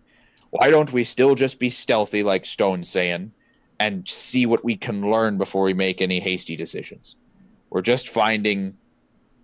I mean, for all we know, this man, he was a belligerent. Maybe he was executed for violating orders in a time of great distress, and this isn't even anything. Out of curiosity, what is everyone's stealth? Because I can't remember what everyone put their stealth on as. I don't have it, so I'm going to say that mine is not good. Okay. I do not have it either. I'm at D10 plus 2. So if we're So- going to be stealthy about this, You have to get the guy that doesn't want to do it for you. that's why I'm talking in character, which sounds remarkably like how I talk normally. Because I couldn't be bothered to come up with an accent like you cool people.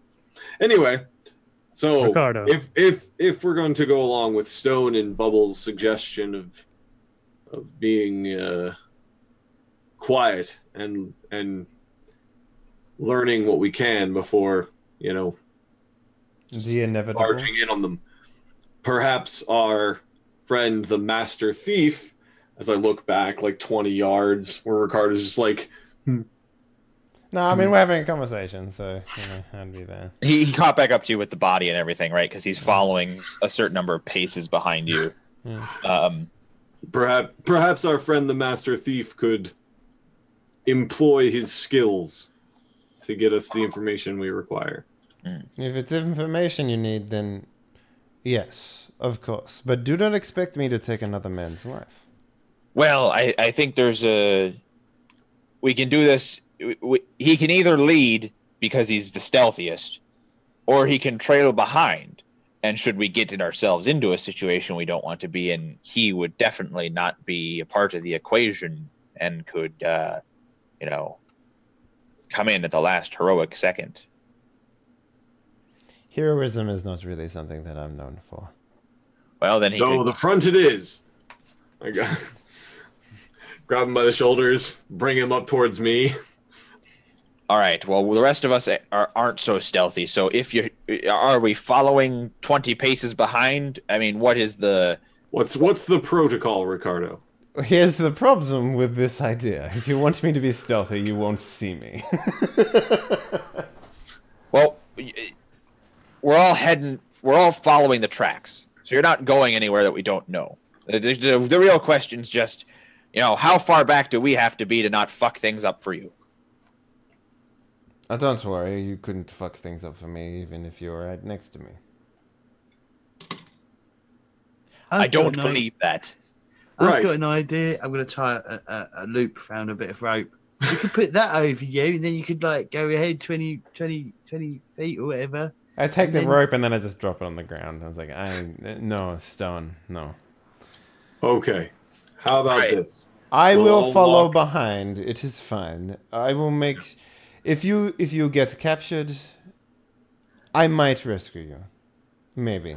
It really depends on whether or not I will die doing it. It's... Look, Eric, Stone, Bjorn, I think that's a better deal than we're going to get, where the alternative is he just fucks off anyway right now. I don't know who's going to fuck off too, though. I follow the beach, Ricardo find the town, have a drink. Ricardo wouldn't leave us to die. You're not correct. All right, let's... I'm like picking my nails or something. It's like... let's sally forth. Yeah. So I will continue to do what I've been doing. Follow from behind. Make sure. Yeah. Who is most front? I'll go front because I'm the biggest. Sure, that's fine. And the least offensive to this crew. And not afraid. While we're going, would it be possible for me to see if there was provisions that I could grab? Food, plants, herbs, that kind of thing. Yeah. It's just very terrible in this visibility. I can say that without any sort of roll, you are pretty sure an island with the foliage that you are seeing would have things that can be acquired. Roots. So we're not going to starve. This isn't a destitute desert island where you are sure to die, but it may not have much. It may be hard to find. It Maybe could be poisonous, right? Coconuts, roots, that sort of stuff. maybe a lovely bunch. That's what I have this survival skill for. So sadly, I need a noticed roll from you, Stone. This is going to go well. Which builds off of smarts in this system. So if you don't have notice, do a flat smarts roll. Okay, that's interesting. We've got a 6. Nice. So what does the scale go from here? Is it just like a DC game where you set a DC in your mind without telling us, and then we have to beat it? Almost everything in Savage Worlds is the DC of 4, and there are versus checks, in which case you have to make whatever DC the other person rolls. And if I want to modify the difficulty of something, I give you modifiers to the roll itself, not to the DC. Okay, so you'd be like -2 to your notice roll. Right. Okay, and the DC will always stay at 4? Yeah, unless it's a versus check, which you might not know. I don't have to tell you necessarily. So my skills, when it has a +2 in it, like an actual just always has a result of 2, they're going to be strong. They're going to be very strong, is what you're saying? Yeah. Okay. That's kind of good then. Okay, good to know.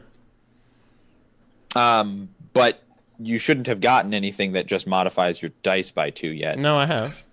The things that we did at character creation would have increased your dice. No, thieves add +2 to climbing, lockpick, stealth, as well as notice repair rolls that are made on traps or similar devices. The bonus of stealth does not apply when the character is in a wilderness environment, only in urban areas. So I guess in this particular place, it wouldn't give me a +2 on my stealth, but like, climbing and stuff like that. So Stone, just as you have discussed doing, you see some guys. There seems to be a camp set up here. You can tell immediately that it is not a camp filled with everybody that you've been following. It's like 5 or 6 guys, and you do recognize them as members of the crew. I'm gonna turn around and put my hand up at the other guys, and I'm gonna point at myself. I'm gonna point over to them, and I'm gonna go over there myself. You guys stay back. What was it? What? That's it.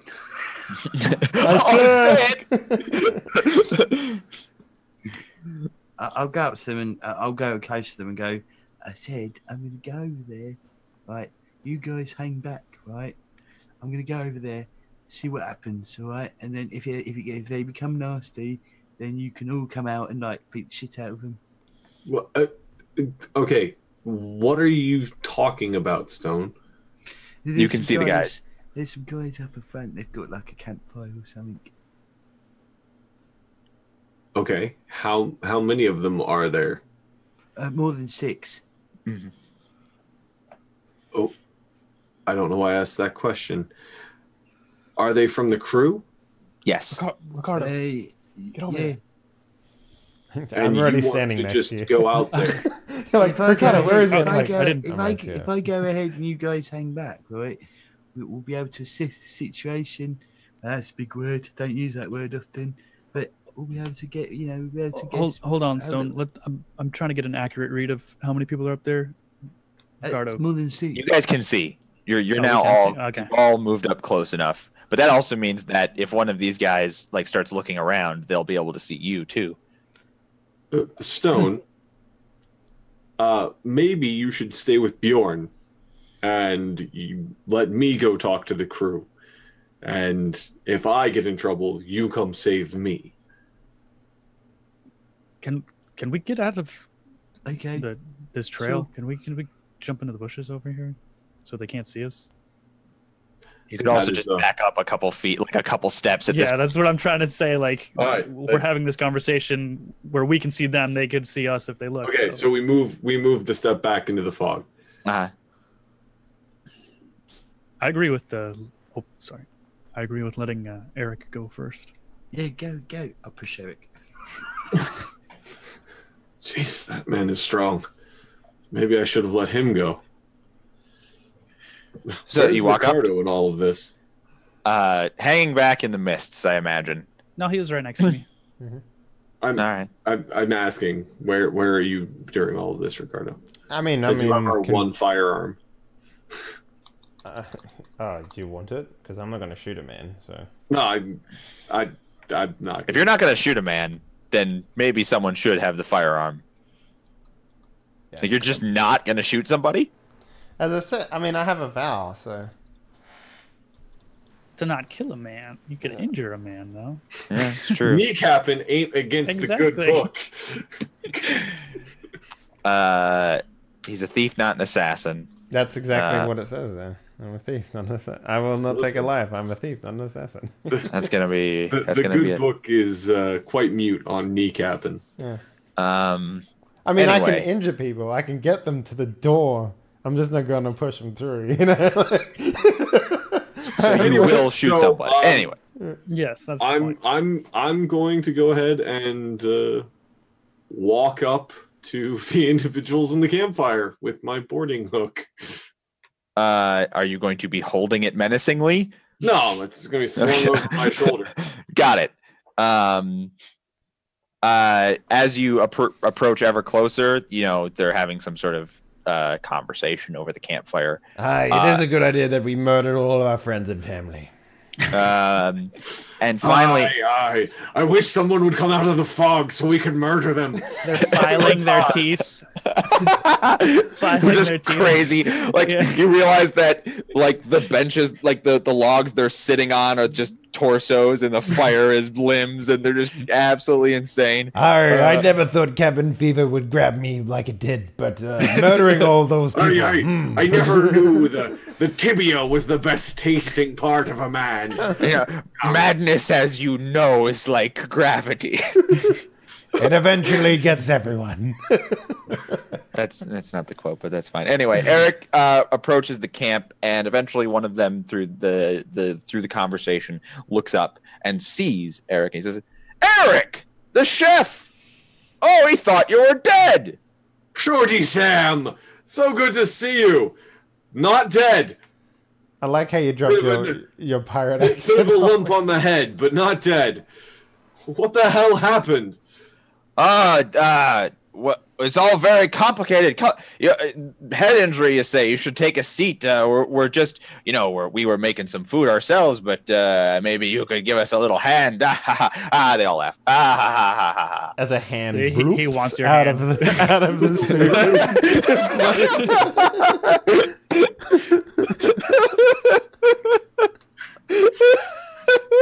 Well, of course, I've got no problem cooking for you lads. What supplies you got? Oh, you were left with a few odds and ends. Some roots and some veggies and, a pot to cook it all in. Some water.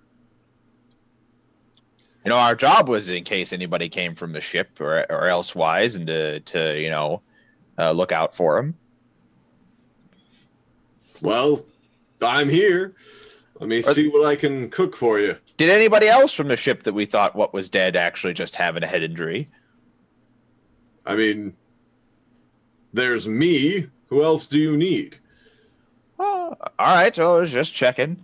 And they're stewing it. They're stirring their stew. And it is, they've got some logs overturned, and they are sitting. It's like a little camp in a sort of sandy trail that goes through this tropical island forest. So is it just you boys? I positioned myself over the food and started cooking. Well, just in this, little camp, it's just us. Well, what happened? There was a whole bunch of lads dead on the ship. We're on land. Ship ran aground.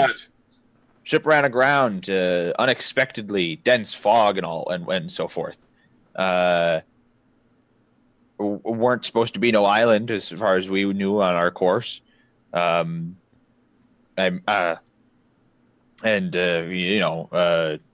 traveling at those speeds, at 15 knots an hour or what have you.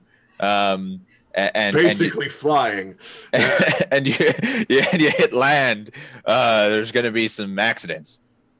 Yeah, like that guy that got stabbed that one time. Sword wounds through old Georgie? And that guy must have been cleaning his sword when the...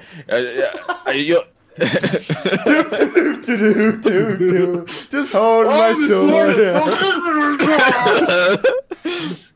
I mean, you were just tucked in bed and you had a head injury. Surprisingly in the shape of a mallet, but yeah, okay.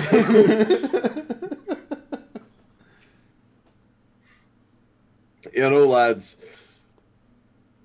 I might believe that I was sleeping in my bed and got a head injury from running aground. That does seem possible. But I ain't never heard of a man polishing a sword and then getting run through by it. Well, to be fair, we didn't check on everybody. It was a big hassle to get off the ship. There were at least 8 lads dead. Do you remember their names? We're trying to get an accounting. An accurate head count, so to speak. Well, there was Georgie, One Eye, No Leg Pete, Two Leg Pete. No leg. They call him No Leg Pete because he's always drunk, though. Like, it's not because he has no legs. But then there's another guy on the ship who only has one leg, and then there's like, yeah, fuck it, man, we're not original. Yeah, and a couple of lads from the other shift, hadn't caught their names yet. Is anybody close enough to this camp to hear the conversation, or wanting to be that close? I mean, I could give it a crack, right? With your stealth roll, you could be spying on this with absolutely no concerns in this fog. Yeah, like that's what I would suggest that. Like, you know, support from the shadows. I mean, you guys are supposed to be there to help me if shit goes Right. south. Yeah, so right. please somebody be listening in. Yeah. Right. I'm watching. So I'm in I the need bushes, you know? I need a notice roll from Eric, son of Eric, and from Ricardo. You need a notice roll? Okay.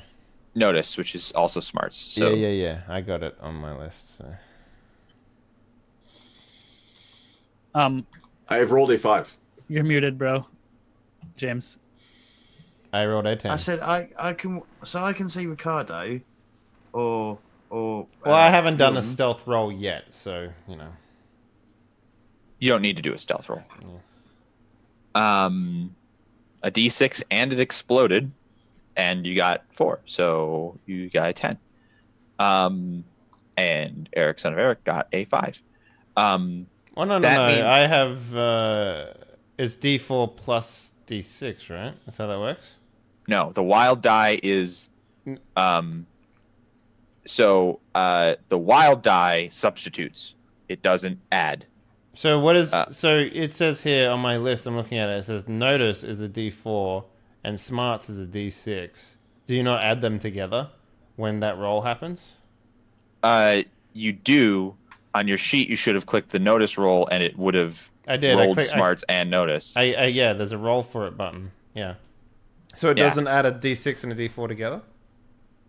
Um, Because it's a It looks D. like you rolled a whole bunch of zeros. Yeah. If you mouse over the 1,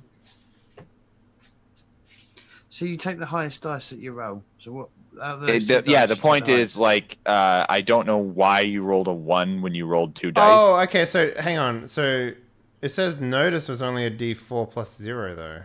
Does it not add? Do you not have anything in your pick up smarts? your notice rank. No, I do. I have a D6 in smarts. Otherwise, it would have been a D4 and a D4. But wild dice added my ability. You don't roll both dice. You don't roll all the dice, so you won't roll your smarts with it. It's just you just roll the skill. So I think if you're unskilled, you get negatives to it. Yeah, but okay, I understand that, right? But I'm looking at this list here, and it says notice is a D4 and smarts is a D6. The wild die was a D6, and the notice was a D4. I just rolled your things by clicking the button that you're supposed That's to click, what I did. and it worked. Yeah, mine was the same thing. It says notice there, so I did the same thing you did. Right, but when you clicked it, it didn't have results. So if you mouse over it, It does. It It did. says I did roll it. It results. did. He rolled a 1. You rolled a 4, so it exploded and gave him another dice roll. That's why. So you what I'm saying is the wild die just your your ability score. No, the wild die is not your ability score. It's a totally separate thing. So in Savage Worlds, when you are a PC or a special unit, you are called a wild card as a character concept, and wild cards get wild dice. And that dice can be used to supplement one of the dice rolls that you do if it's higher. It doesn't add on. Okay, can we agree that we both succeeded and figure out the rule Right. So later? you succeeded. He succeeded with a raise, which is also relevant. So he essentially succeeded with style, or He did real good. He exceptional noticed success. So many things. So what you're going to notice, Ricardo, first is that as these guys are casually talking to Eric, son of Eric, one of them has covertly behind their back taken out a flintlock pistol and cocked it. All right. With that knowledge, am I able to? Your raise will essentially let you so. I was going to have you both roll notice to see him aiming it at Eric, son of Eric, but you, with your raise, you see him just sort of covertly taking it out and cocking it, and he's still just sort of making casual conversation with Eric. All right. So, is there a rock around here? sure. All right. I want to throw the rock at the back of his head.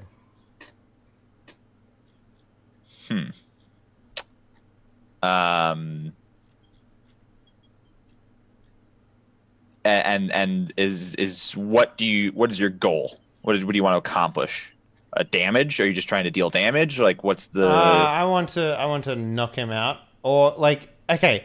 The other option is I have a high stealth. What is the likelihood of me being able to get out of the shadows here and like, I guess Conk him on the head. Yeah, or something like that. You know, I wanna make sure that this guy who has a pistol can't use the pistol. It's either a signal shot or he's going to shoot Eric. Well, you definitely have the stealth to say, stealth up on them. That would the other thing that I could potentially do too is like, what is the likelihood of me stealthing up to him and just like, choke holding a bitch or something like that? What's your strength? My strength? It's the worst. I don't know, it's just a D6. It's not so bad. I mean, so your likelihood of choking this guy out is, Okay, well, can I like, I don't know, like damage the pistol or something? Like, I just you certainly could. What are my options for not letting him shoot him? Now that I've seen this. I mean, that's Stealth up and steal it from him. You could stealth up and take it. You could stealth up and just kill him with your pistol or You can't hurt kill him. Yeah. You could knock his hand and make him fucking miss his shot. Well, the other thing is too, I don't want the shot to be heard. That's the other thing. I've just cut his hand off then. The He doesn't have a sword. and even if he did, there's a couple options here. Like, if you intervene in pretty much any way, Eric won't get shot. Like, if you walk up and start talking to them, they obviously were talking to Eric for a while before they killed him. You heard the whole conversation. There's an admission of guilt. I'm not going to walk up and pretend. I'm going to walk up and de-escalate the situation the way I know how, by knocking a motherfucker out, or like, taking it. Like, if I just find a stick and walk up and just blackjack this motherfucker, can I just do that? That's the way I'll do it then. Yeah, that seems more likely what I'd do. So. Okay, so that is going to I just want you to be aware that's going to fall to dice. So you could walk up and him. You're gonna have a lot of advantage in the situation. Right. Okay. But you could end up not knocking this guy out. So I was gonna say with like a pirate gun, like the flintlock you have, the bottom of it is actually made to be a club, so you can walk up and either hold it like a club and whack the hell out of them, or just like pistol up the fuck out of them. Okay, yeah, let's do that. Are we having a break, or can I just go get some water? We're about to have a break in right here. This is where we take our break. But first, Stealth roll, then break. Yes, for the sake of Cliffhanger. For the sake of a cliffhanger, why don't you give me a stealth roll followed by a I've got a question. Do we start with any bennies as well? You always do. What are bennies in Savage used Worlds, you always start with your refresh of bennies. 3, I believe. So I'm not sure what. My sheet keeps swapping to just the skill page. I'm not sure why. Well, the skill page is where you should be rolling the dice from. I know, but if you just leave it on all and it does the same thing to me. So you're gonna roll stealth followed by fighting. Fighting. Okay. Stealth. 6. Yep. So what are bennies used for? Bennies can re-roll dice and more things. Hold on a second. Let me just bring up the whole thing. I remember they were limited to certain rolls. In Savage World, play extra control. You can use a Benny to reroll any trait test. You can even keep spending them until you get the result you want, or you run out of Bennies. You take the best result, so you don't necessarily take the new one. So if I wanted to reroll stealth right now, I could. You got a 6. Is that good? It's more than a 4. Okay. Bennies cannot normally be spent on damage rolls or rolling on tables or anything besides trait rolls. So you basically just spend them on trait rolls. So 4 is a success. So 4 was a success for stealth, and then this guy will get a minus to his parry because you are sneaking on him, but his parry is essentially the counter roll for how much damage he takes, or whether or not he takes damage. And we will save that for after the break because James has to go get water and I have to go to the bathroom. I got a 10. Good job.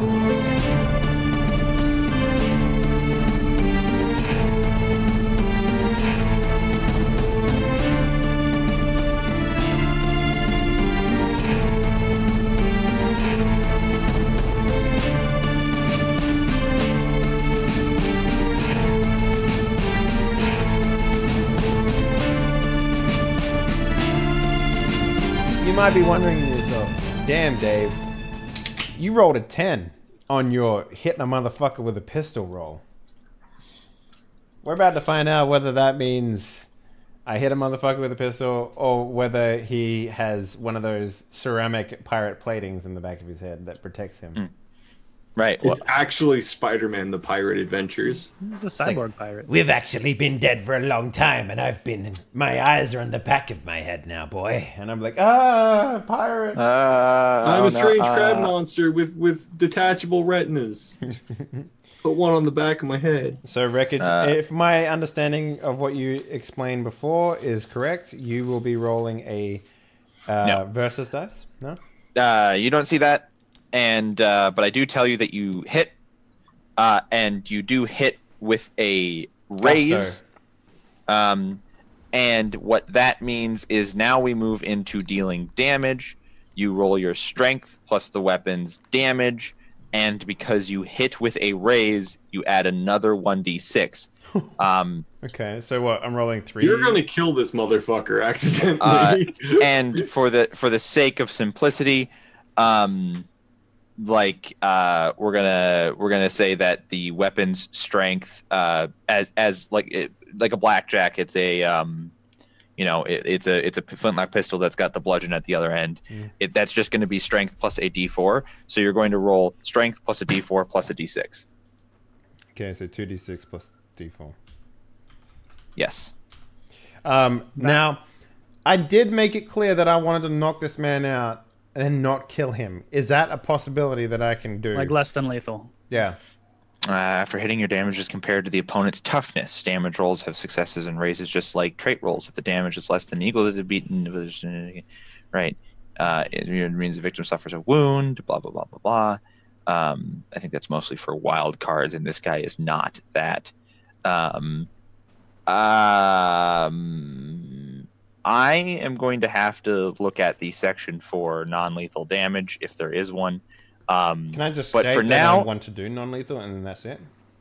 I'm going to go out on a limb and say that's not the type of system this is, but for now, I'm going to let you. Let's see what this guy's toughness is. So 9 damage. Right, 9. I mean, that's definitely going to hit.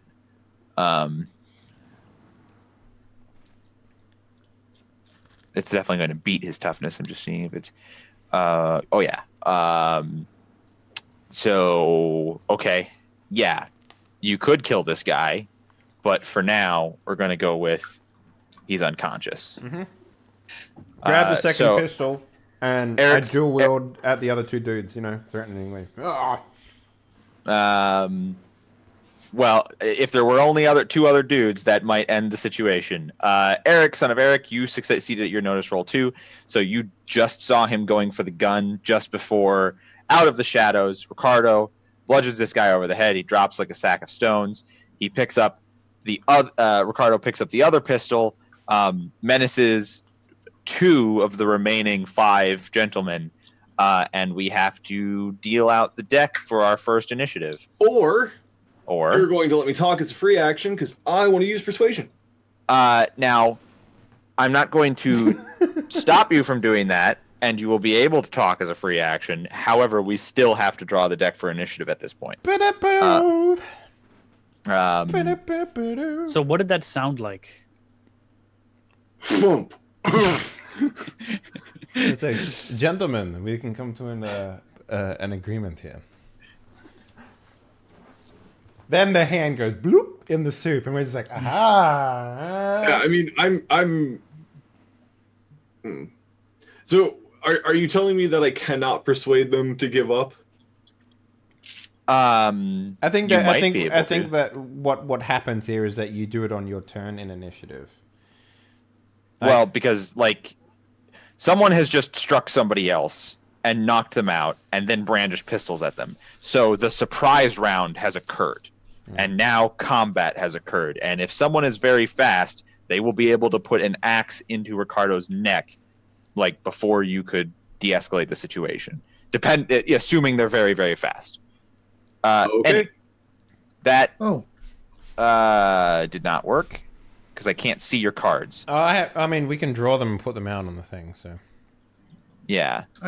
I will shut up, but I did find something that might be interesting for the situation that just happened. that's me. That's mine. Whoops, I didn't want to do that. That's mine. Okay. How'd you put it out there? You just grab it and drag it out. Okay, and then that shows everyone. Yep. That should do it. Also, I can steal your cards, so I can, if I wanted to. I am the Jack of Hearts. So, Okay, do I not get any bonuses for having a high agility in a or whatever? Like, is there like a initiative roll? Nope. Initiative is determined entirely by the deck. Really? Yeah. So, This is a game that that's initiative. really interesting. Okay. This is a game that presumes that how quickly you act in combat is not based on some innate ability of yours, but luck. That is so weird. So you get, All right, so yeah. can everybody call out which one's which because they've sort of been just sort of placed on the table? So yours is the 2. I Are am you- a Jack. I'm 8. Oh, hang on. And yours is the ace. Okay, Yeah. I've got the ace. got it. Ace of hearts. Yeah, I'm talking about mine was the ace. You're so hilarious. Can we get a card for 2-legged Pete? Bubbles. No, all NPCs get a card. So what? If we have an NPC ally, they act the same turn as other enemies? I will have to double check on that. It depends if they're a group. Down If from they're ace to like, deuce. If Right. they're just a bunch of mooks, like basically Right. throwaway people, just draw one card for the whole group and they all act at the same time. But if they're a wild card like you, then they will get their own initiative card. So that's sort of the whole theming thing. Right. So Ace goes absolute firsties, which is Stone. Oh wait, no, I thought that was okay. I saw a Joker, Jack, and I was like, oh, Joker, nice. All right. No, the Joker would be extra special bonus flavor.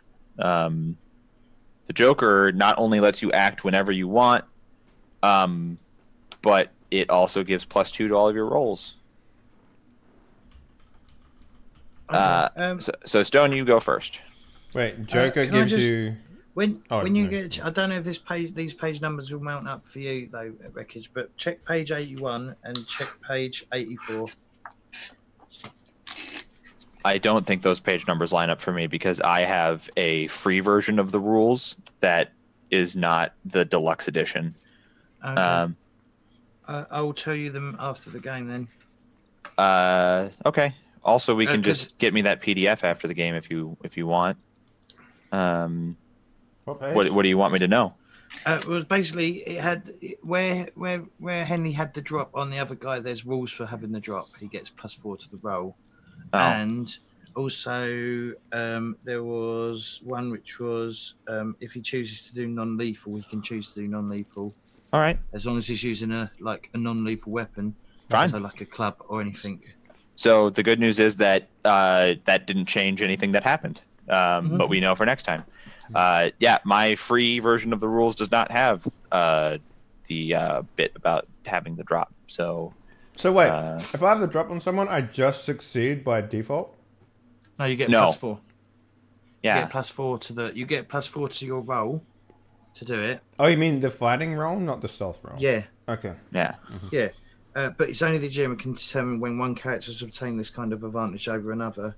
Usually it's when the victim is in the classic hostage pose or is completely unaware of the danger or has been caught unarmed by an armed foe.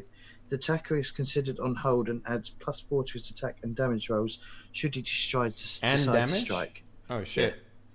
Okay. And then non-lethal, character who wants to beat someone up without killing them can choose to do non-lethal damage. This requires that the attacker to use only his fist or a blunt weapon of some sort. Edge weapons may be used, but if they have a flat side, this subtracts -1 from the attacker's fighting roll. Non-lethal damage causes wounds as usual, but if the character is rendered incapacitated, he's knocked out for 1d6 hours. Non-lethal wounds, yeah. Non-lethal wounds are otherwise treated exactly as lethal wounds. This means it's much easier to render an extra unconscious than a wild card. And that all makes sense. And he's just an extra, so you totally would have succeeded anyway. Right. But what can I do in an action? Can I move and hit someone? Can I come charging out of the? To my knowledge, that is doable. Now, as a free action, Eric, you wanted to try and de-escalate the situation, but you did see someone about to try and kill you, which is why Ricardo acted. Mm-hmm. So you can say words as a free action here, a very small number of words, but like an actual persuasion or charm type thing that would have an outcome on the thing is going to resolve on your turn, because you'd have to roll the dice. Okay, then I'll just save it for my turn. Okay. Stone. Yes, I do. To my knowledge, you can run out and hit somebody. I don't see. It's certainly going to be a real tough system if you can't move and attack on in the same turn. You can also go and hold, which is like you can wait until something happens, and then you can just interrupt someone. Yep, hold's very powerful. That's actually No, pretty I'm just cool, going to come blundering out of the mist. Lumbering? Giant man, lumbering. That's the one. Crashing, tumbling. I would just swinging his fist crashing in a out of circle and running straight forward. It's not my fault if you get hit with it. I'm just gonna literally, my fist is gonna hit the first. I did see where they were sitting, so I've got a rough idea where they are. Yeah. In the first place, I'm just gonna run out and go, take this. Just gonna lay a man out. Cold cock a dude straight in the face. Well, there's no stealth roll for this, so you just go straight into the fighting roll. He'll go right ahead with that. Oh, that's a load of wank, but a 5. That's fine. It hits. It doesn't hit with a raise, so you don't get any bonus damage. We're going to go ahead and say that your brass knuckles are a D4, so strength plus a D4. They are D4. They're in the book. Oh, well, they're not in my quick start guide, so I guess 25 damage. That must have exploded a couple. It did. Okay. Wow. 8 plus 4 plus 4 plus 4 plus 3. So, in this instance, do you want to do non-lethal damage? I think he wants to blow up that dude's head. No, I want his head to. Even if you wanted to do non-lethal damage, He wakes up 7 weeks later. He's just like. Even if you wanted to do non-lethal damage, what we're gonna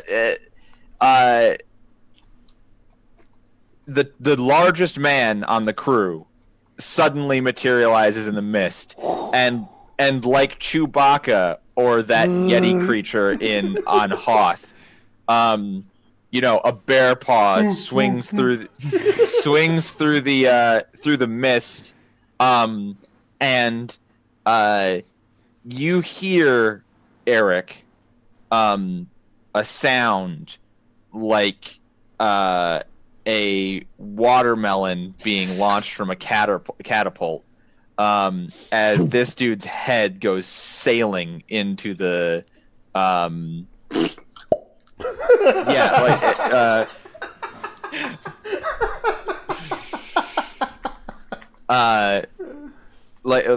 you can faintly see in the mist like his spine still attached to the head as it trails through into the night into the afternoon fog.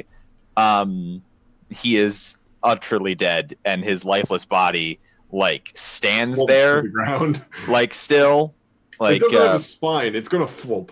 Right. I mean, there's a brief moment.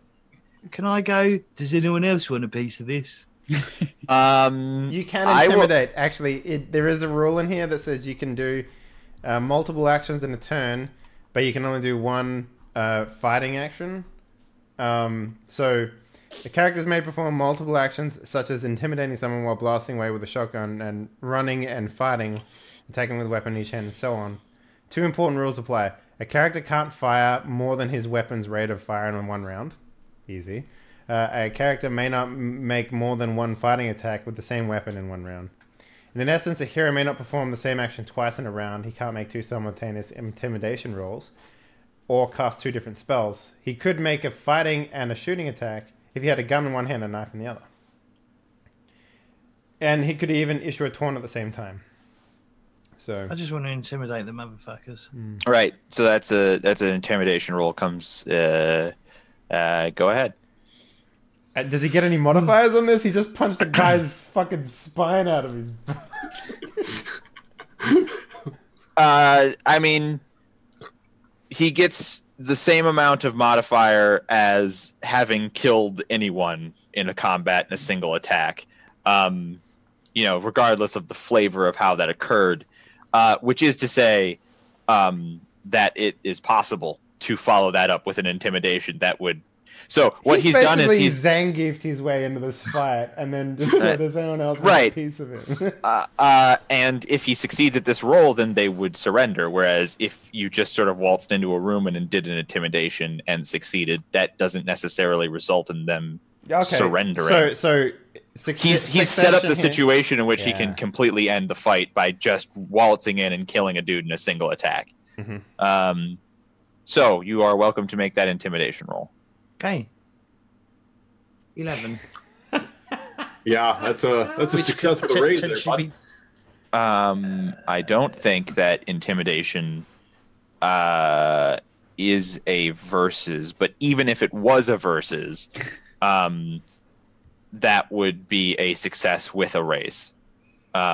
Because their spirit, which is what I assume you would fight that with, is it D4? It's a 6. Oh. So that's the difference between a D4 of a static target number and the D6 of an extra. Right. So, but even they would have to roll explosions twice to succeed on that. So we'll just say that with Ricardo pointing 2 pistols at at 2 of the remaining 4 guys, and 1 guy unconscious and another guy Mortal Kombat fatality.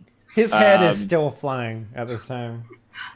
Which we can't see. It lands on a palm tree. Exactly, just went into the fog. It lands on a palm tree between 2 coconuts, yeah. Some guy's gonna go for a coconut. He's gonna bump the tree. He's gonna, no, it's gonna be somewhere in the jungle. There is a Jungle Book song and dance number happening between some anthropomorphic animals and a lost shipwrecked boy or something. And the bear is walking up to the tree. Bare necessities. And he bumps the thing. Everyone's just screaming, and there's blood everywhere. And some of the outtakes of the live action. And of course, the bear just starts eating it because bears are omnivores and would eat. Right. Well, it's actually because of his tragic mental breakdown that's going to happen in that moment. When he gets a taste of flesh, and that young sailor boy dies. The story changes back to hey, look, animals eat humans when they don't have weapons. So they drop their weapons and surrender. Sorry. I look sorry up about that. the pot where I'm You cooking. didn't get an action. I'm really sorry, guys. It's fine. Offended. Yeah, I look up from the pot that I was cooking and I go, well, lads, lunch is almost done. Also, I may have been lying about me being the only one on the ship. You remember Stone? I'm going to stare at them menacingly. Oh, and the Parisian. Of course. I do a salute with one of the guns and point it back at the guy. Well, fuck. So lads, do you want to tell us what actually happened and why we're actually on this island? I'm going to and start tying them up as well. Just saying, I'll start tying them up. I like the you were idea that you're trying tying them up Why, as just getting why a you were piece trying to of kill metal. good old Eric? Well, Weez was we unfortunately you've killed the more eloquent person who was speaking to you earlier. We was ordered to do so as anybody comes from the ship, Who any did survive. you? Well, Captain, of course. Right, okay. Captain specifically told you murder I'm going to kill Eric, him. son of Eric? Nosy says anybody comes from the ships, you kill them. I'm going to kill And him. how many people from the ship have you killed? Use the first to come from the ship. Well, you What, didn't since do we- that very well, did you? Well, no. Stone makes a very good point. I don't feel that's relevant to the situation, how well we did our job. I'm sorry. Henley, what did you call your character when we were on the ship? Because you didn't want them to Garcia. know that you were called Ricardo. Garcia. Garcia? Garcia, do you think their job performance is relevant to this situation? I think not. In fact, I believe that you should de-arm yourselves right now. You heard him, I Stone. come running out of the He mist. armed them. Ah! You're a bit late, Bjorn. I saw Stone run in. I Yes. thought I'd join. You're like having a pair of deuces at the poker table, my friends. Ah! Bubbles comes out and he throws the net on top of Eric. Bubbles, get this fucking net off me. Do I look like a flounder? Don't answer that, Bubbles. Just I get this thought- fucking net off of me. I thought we were fighting. You thought you were fighting Who me? asked me to I'll just threw it into the group. Who asked me to de-arm them? I did. Eric just said to de-arm them. Are you sure? I'll just grab 2 arms. I'll just grab, Hey, what are we so? Whoa, Is that what you mean? We surrendered. Take the We're weapons. cooperating. Take the weapons, not their arms. We put our weapons on the ground. Oh, Or check them was for like- extra ones. Pirates are shifty bitches. Well, look, we ain't gonna pull nothing when you have a literal bear man with you. What happened? Assuming that you to would that have guy's done head. something had we not had Stone with I us. punched it off. You hadn't Sorry. had Stone with you, and we had the opportunity. And if we had like a shank or something, we might do it. But there's no way we can win. Check them for And this- shanks. You punched it off? Oh, Yeah, yes. I'll show you my Stone, bloody Stone fist. managed to punch a man so hard his head actually came off. Went into the fog. It was very Fucking impressive. amazing. Yes. Remind me to never get on Stone's bad side. Well, you I've lot never are heard sure, of such a thing. you lot are sure colorful and cheery. What with the murder and all. What Whole murder? It's battle. Oh, I by don't- the way, I soup can't even do that with done. an axe, man. Well, our job was to kill anyone who came from the ship or whatever. We had a somber view of it. Why didn't you kill yourselves? You came from the ship. You invited a man over for lunch and you were going to shoot him. That is not really somber. Well, I didn't say we weren't going to be. You were going to honest and wait. You were straightforward going about to it. wait until he finished cooking your meal before you killed the man. Yeah, yeah. How dare you try and kill my friend? Maybe I should properly de-arm you Yeah, and actually, then de-leg you. Eric, what are you cooking? that- They had some roots. They had some other supplies. I made it into a soup. Could I get some? By all means. I'm gonna start dragging one off. I'm gonna start dragging them off. I specifically make a bowl. Dragging them off? Where to? Why? What? I'm gonna tie them up against a tree.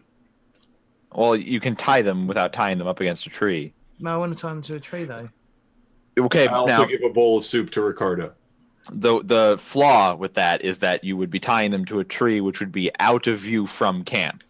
Okay. Because of the dense fog. So just tie them together in a circle, Yeah, tie them to each other. I'll tie their ankles together as well. Okay, you really thoroughly tie them together, and they are very thoroughly tied. Stone, you can stop tying them up now. How's the soup? I haven't had any yet. Well, It's eat your delicious. soup. Oh, yes, ma'am. It's really good. Your skills have definitely gotten better. Can I have a biscuit? Well, now is hardly the time for soup, I says. I'm gonna eat the soup. I don't know, Bubbles. Would you like a bowl? Some of our crew has been ordered to stay behind and murder stragglers. Well, they're not going to murder anyone now, are they? If you'd like my anywhere. opinion, it sounds like the man has foregone his contract that he was set upon and reverted back to how he was. It does seem like we are freed from the privateer's contract we signed.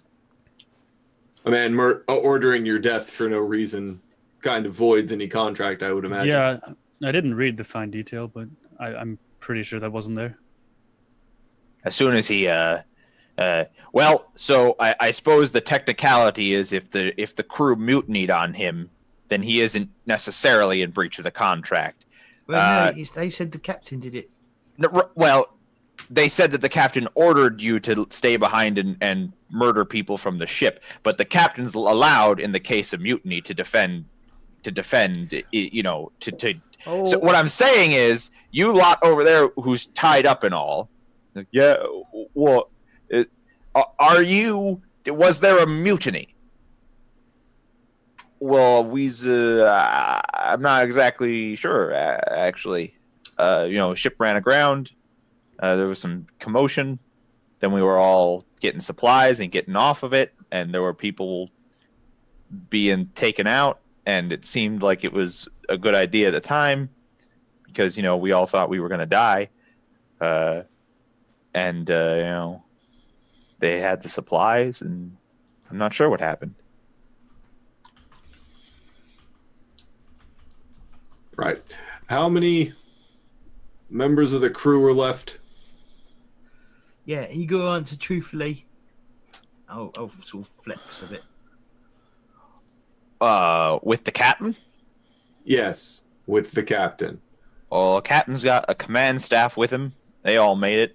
Doc's carrying the sick boy, and then there's about 1.5 dozen or so with him in his group, and I reckon the rest saw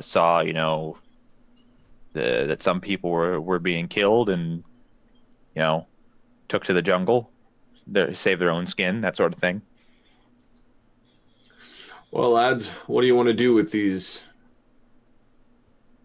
traitorous bastards? What did the captain want to do on the island? And why did he take all of his belongings? And why did he abandon the ship in such a shanty manner? Well, ship's unrecoverable.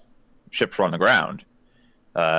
Ship like that, deep in the keel, all the way up on beach, can't return it to the ocean. Not without major construction equipment, other ships, and so forth.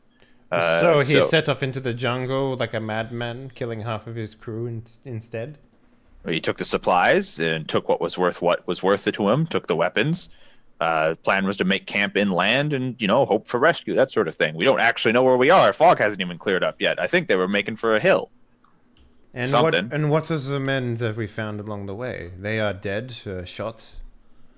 What then? Oh, the guy who got shot? Big Mouth Johnson. Yeah, he opened his big mouth. And that was enough for you to shoot him? Well, it wasn't I that did it. Who was it? Quartermaster killed him. I'd believe that. He's a bit of a dick. He said it was. Dick is a bit of an understatement for a man who just shoots another man for talking. Well, he was making a big old stink about not burying the rest of the crew or treating the injured and so forth. And Quartermaster said that there's no room for talk like that when you're trying to survive on an island. And gave him a couple of warnings. I mean, to be fair.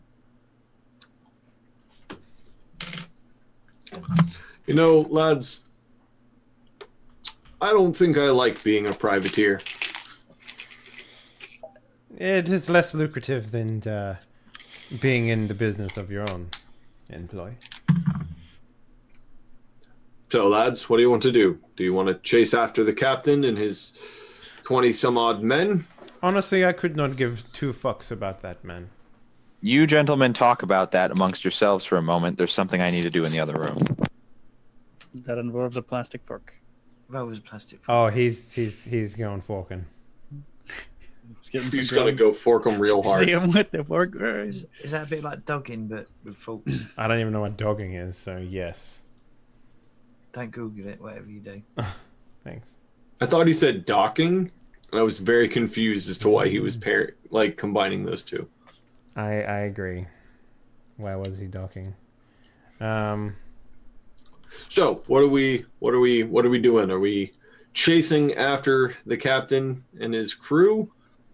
I feel like we've been betrayed. We most certainly yes. have, Stone. It's good, Stone. Put that together.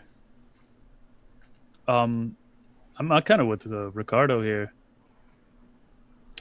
And what was Ricardo's plan? We have been freed from isolation, so perhaps we should take this opportunity to find out what is on this island. Maybe if there is nothing, salvage what we can and get back on the ocean. Because a captain who has gone crazy is not a man that I wish to even... Especially if he has 20 men. Is that what they said? Something like that? Mm. It is possible we could turn the men against him. It's true. I also feel kind of secure with Stone by our sides to punch people's heads off, apparently. Yes, that was incredibly impressive. That was actually very impressive. Stone, don't ever own anything worth of value. But why? Because there are people out there who would want to take it, and I don't want to be one of those people. Hey, so I'm back. Did you guys make a decision? No, we're talking about it amongst ourselves. Okay. Well, I wanted to know if you had reached the decision yet because I was not here. Well, why don't we put it to a vote? That is what pirates do. All in favor of chasing the madman and his crew into the island, say aye. Aye. Aye. Oh, I guess that's what we're doing then. Well, look, for me, it's I just don't see the alternative, right? He has all the food and weapons and supplies, and if we're just bumbling around like idiots on this island, we might run into him in an inopportune way. And what happens if the fog clears and in the morning we're right next to a major port? Then we go to the major port in the morning when the fog clears. We have to assume the worst right now, which is that we're on a godforsaken spit of land. We come out of the jungle with a blood of our former companions on our faces, and we go to... We can wash up before we go into the port town. Okay, other question. What do we do once we get to the captain? Do we say, hey... beat them all up. 20 men. We beat them up at one at a time, in small groups, preferably. Well, I am okay with taking everything that he has of value. Maybe sabotaging his supplies. Right. But I'm not for disassembling his forces one man at a time. Wait, so, Eric, I didn't hear what your vote was. Oh, I said aye, lad. Okay. Bubbles was extremely loud. I couldn't hear anyone else. I don't know what's on this island. I've been looking around while we were walking. I can probably salvage some food for us. We don't have to go after the captain. I can say we'll probably eat, though we won't eat well. Is there any barrels in this camp wreckage? Okay. I was like, well, I will... Well, say that we should at least find some barrels at the very minimum. Well, But I've got an idea. weren't there barrels on the ship? No, There were barrels on the ship. they were. Yeah, the I've package got an said if idea. we searched the ship, we would find some barrels. Okay. There was enough barrels on the ship to do it. Okay. Stone. I've got an idea, right? So what we do, right, is Ricardo, right, you're really good at like being quiet and not sing, yeah? I just sort of look at him. I would So hope we'll so. watch. If we can find the camp, we can watch and wait for the captain to be alone, and then you can go in and like take care of him just quietly without anyone seeing, and then we've cut the head off the snake. Do you know what I mean? That's a very convoluted and complex thought out of you, Stone. Aside from the fact that I won't do it, Oh, okay. Well, maybe I could do it. I don't think you're stealthy enough, Stone. Here's my worry, Ricardo. I'm worried that the captain and his 20 men with all of the guns and the powder, once this fog clears, will start sending out forage parties. It's what I would do if I were on an island and needed food. Now, if this is a big island, maybe we hide, maybe they don't find us. If it's a small island, supplies are scarce. Now we're set upon by a scouting party full of guns. okay, I see your point. I concede to that. However, murder is not within something I wish to do. Oh, Well, then think we should turn the crew against the captain. I'd like to speak up then. What with being all tied up and stuff. What's your what's your plan for us? I mean, you leave us tied up, we die. That's murder. Well, no, you die of your own devices because of your ineptitude. That is not on me. I know that's murder. No. If you leave me tied up to die, that's not only is that murder, that's torture. I'll tell you what. I will put a single knife across the other side of the camp. If you can get to it and free yourselves, that is on you. If not, you will die, chained to each other. Okay, if you're willing to have me escape from my bonds based on my ability to crawl across some sand and get to a knife, why not just free me in the first place? Why would I do that? You would run back to the captain. Okay, then, but won't I just run back to the captain if I crawl across the sand and make it to the knife that you're sticking on the other side of the camp? No, what I'm saying in this hypothetical situation, I would do it. I'm not going to do that. Okay, and then you're murdering me. No. Ricardo, if I may ask, is your problem with you murdering them or just you being a party to their murder? Gonna say because Stone tied him up, technically. Exactly. It is on Stone who is the murderer. And I think we should just kill them and move on. That was my thought. Well, hold on a second. We've cooperated. You surrendered. That's different. Well, we cooperated after we surrendered. I love that Stone he's trying to talk.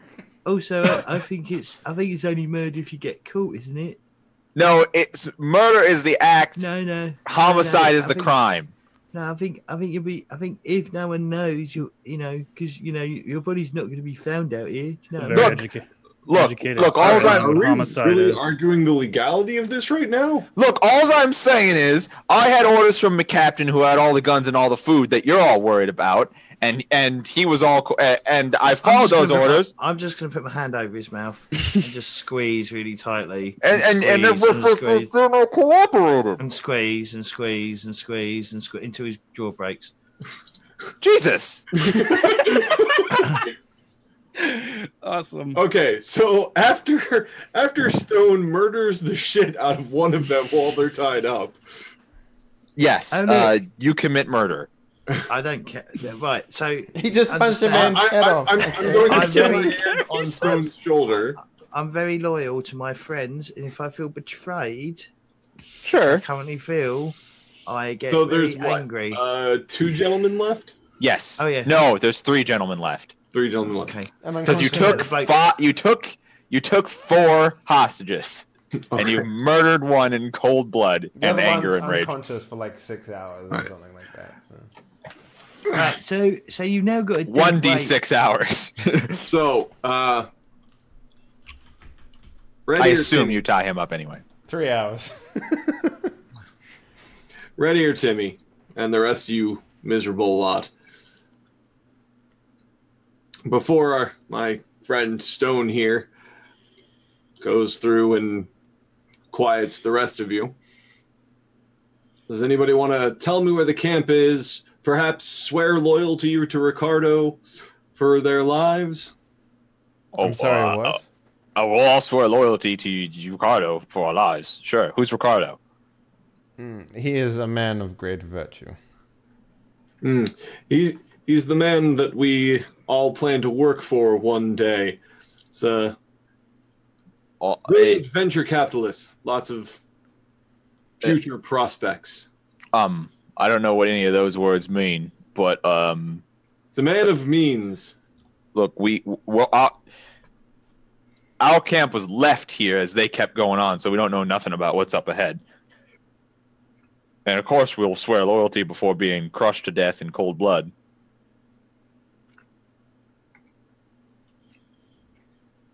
Do we want them? Well, lads, I mean, they're pretty Do we useless. keep them with us? Do we leave them here, or do we kill them?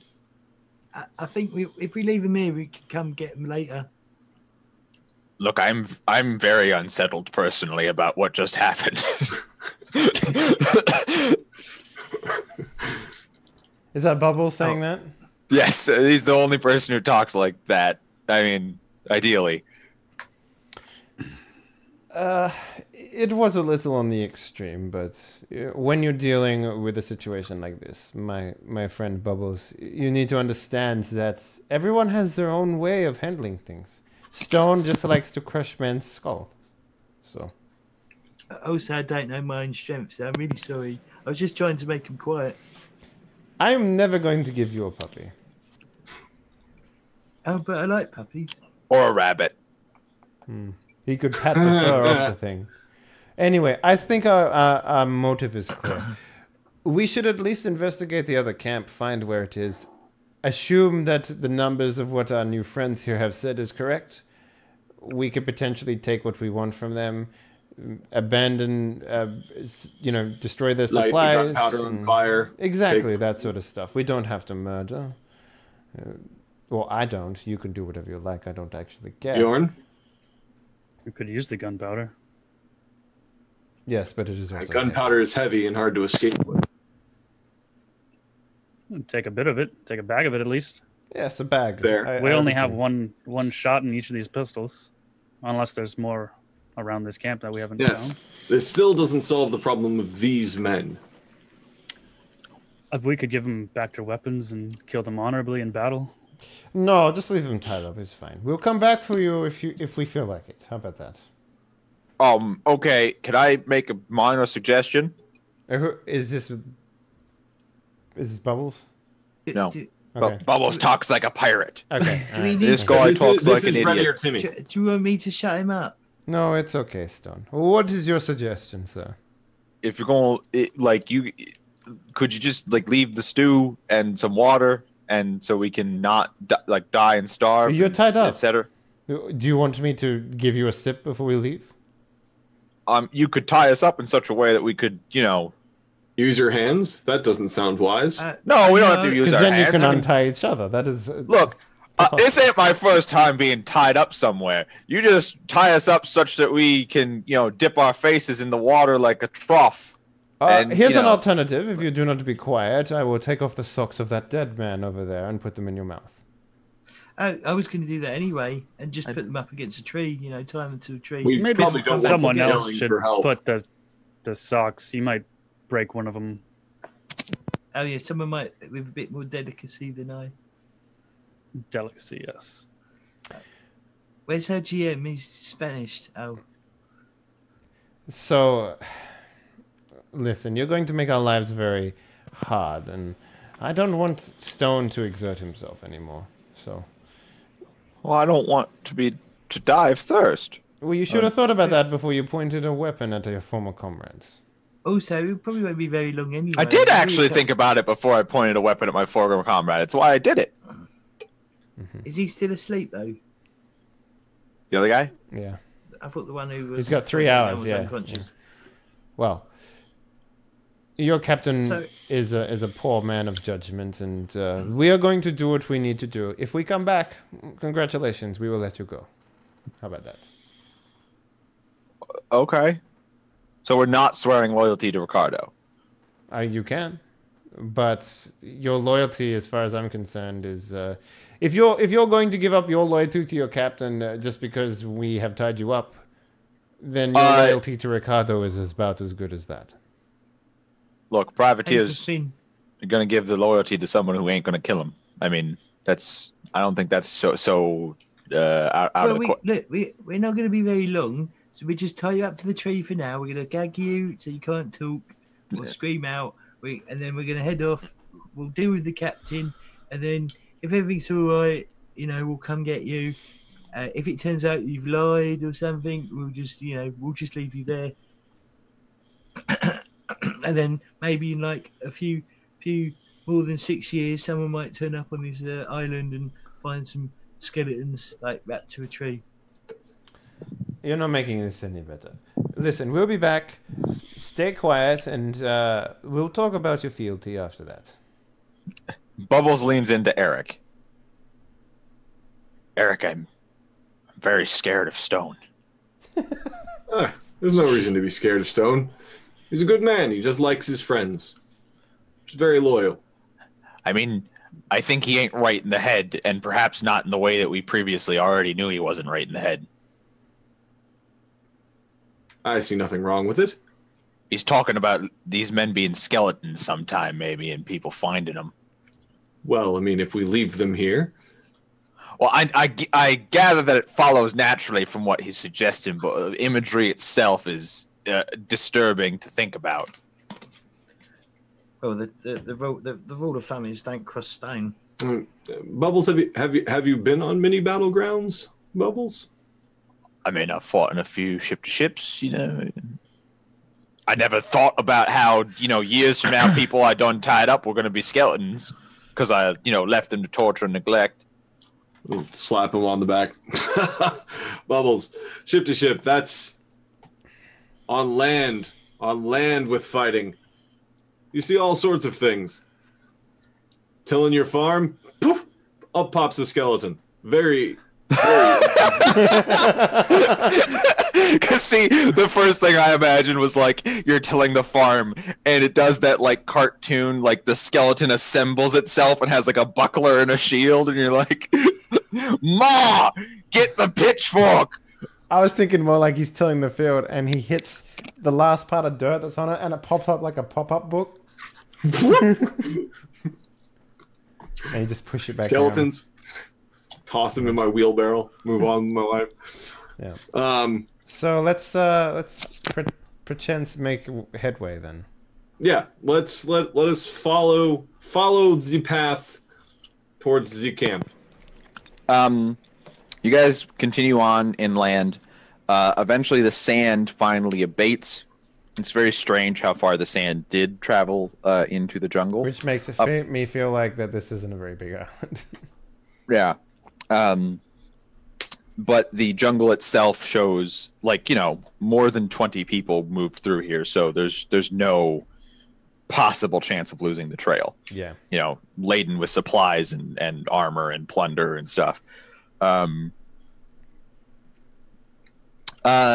You follow your way into the jungle. It becomes a little bit more dense. There's a little bit more like vines and stuff, and that stuff starts showing up. And it's a deathly quiet island. There aren't the squawks of birds or animals, at least not right now. Maybe due to the fog. And the first thing you come upon, that is of any note, after maybe 15 minutes of following the trail further inland. You come upon a what looks to be some sort of stone monument or cairn, perhaps. Oh yes, they know about the god Okay. stone. Yes. Okay, so is this like a burial ground or something? Like, It looks like an ancient pillar. okay, so it's not just a pile of rocks on top of each other. Mm-hmm. Okay. It's definitely worked stone. It's arranged symbolically to some extent. And like- but the trail goes through here, non-fussed. Right past, yeah. Okay. Actually, you can see that there is that the stone was all mossy, and there is like Handprints and stuff like that, and there's like a part where someone pressed against it and did the like dramatic swipe to reveal that it's an ancient ruin. yeah, okay. I know what you mean. Right. Like there's clearly a cutlass cut across like some vines that were hanging down. Exactly. Yeah, like exactly. Oh, that's great. Okay. I like it.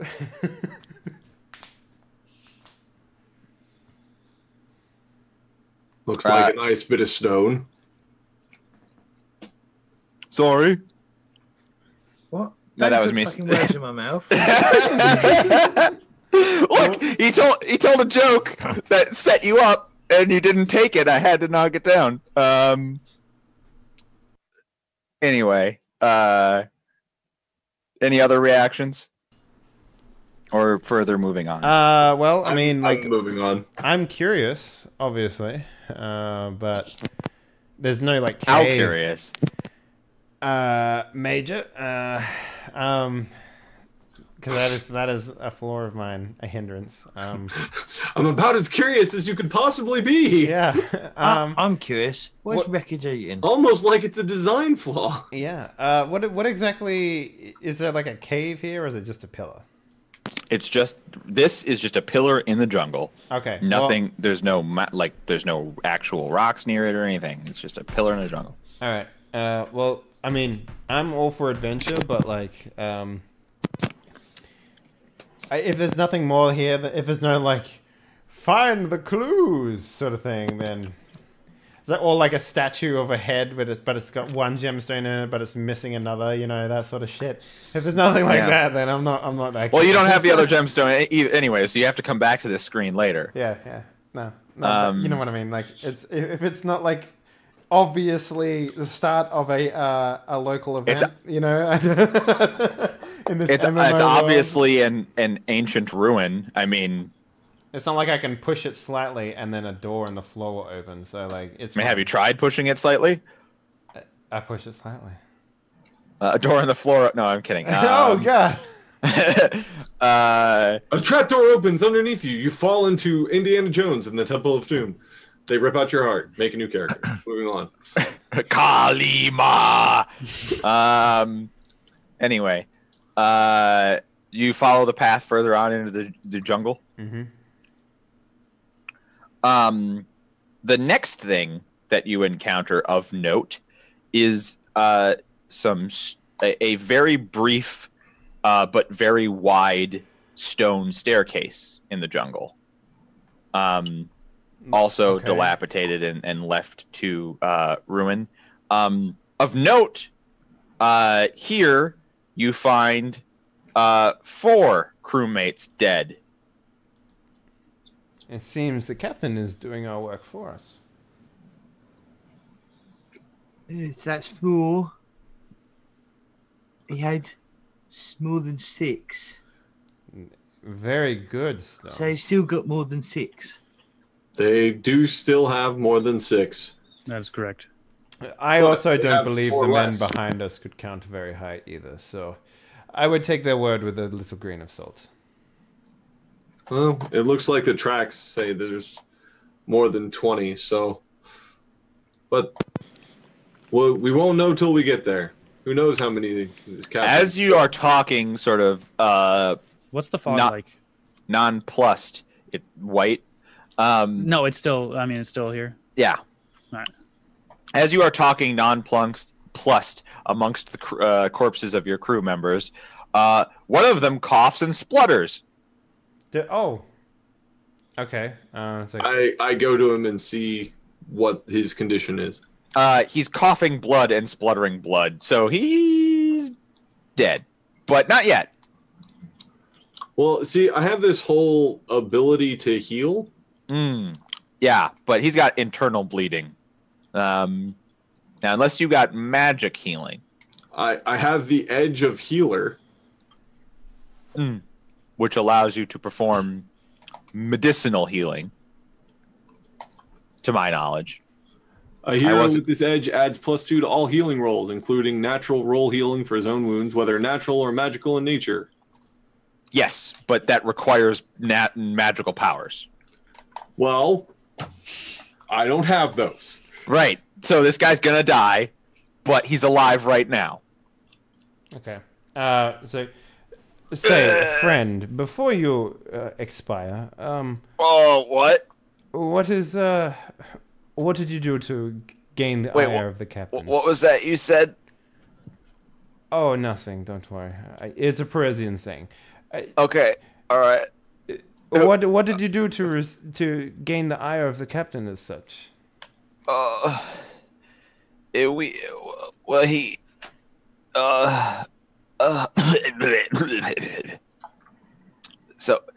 So some of us, we wanted to know why there was ruins in the jungle, and he got all mad, and some fighting broke out, and I don't even remember which side I was on, honestly. And why did the captain mention anything? Did he have a map? Does he know where he's going? He says he says he can take us inland for shelter, but he doesn't really. He's not saying more than that. Blah, blah, blah, blah, blah. So, Wreckage, the people that I know to be his closest former companion, shipmates, whatever. Can I mention them to this guy and say whether they are talking amongst themselves? If you notice that. Oh, I can't say. I know they're with us.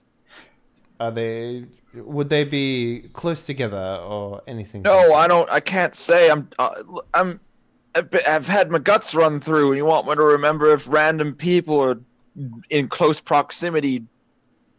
This is for us. We're trying to get revenge for you, friend. Really? Yeah. That's real sweet of you. We'll teach him to cross people. In general, yeah, I suppose that makes sense.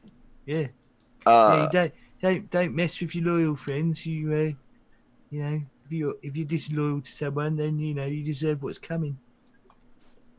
Obviously not you. I mean, the captain's been disloyal to you, so he deserves what's coming. So what do you say? Are they close together? Does it? He says he can't remember. He already answered your question. Lad. Yeah. How many men does the captain have with him? Oh, well, if you count watch captain, who's a lady, and you count the captain himself, who's also a lady. That's his terrible secret. I gave up me genitals to get off the island. I can't really see right now. I don't know how many of us are strewn about here. There's 4 of you on the ground. Right, and there's 26 left. Right. Lad, do you want me to end your suffering? Oh yeah, I'd love to be healed. Not for it.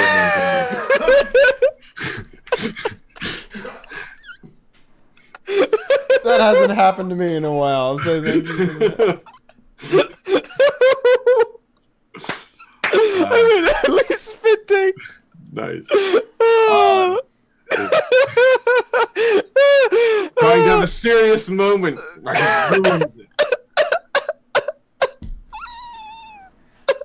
Okay. All right. No, it's gone. It's gone now. It's gone. It's gone. It's gone.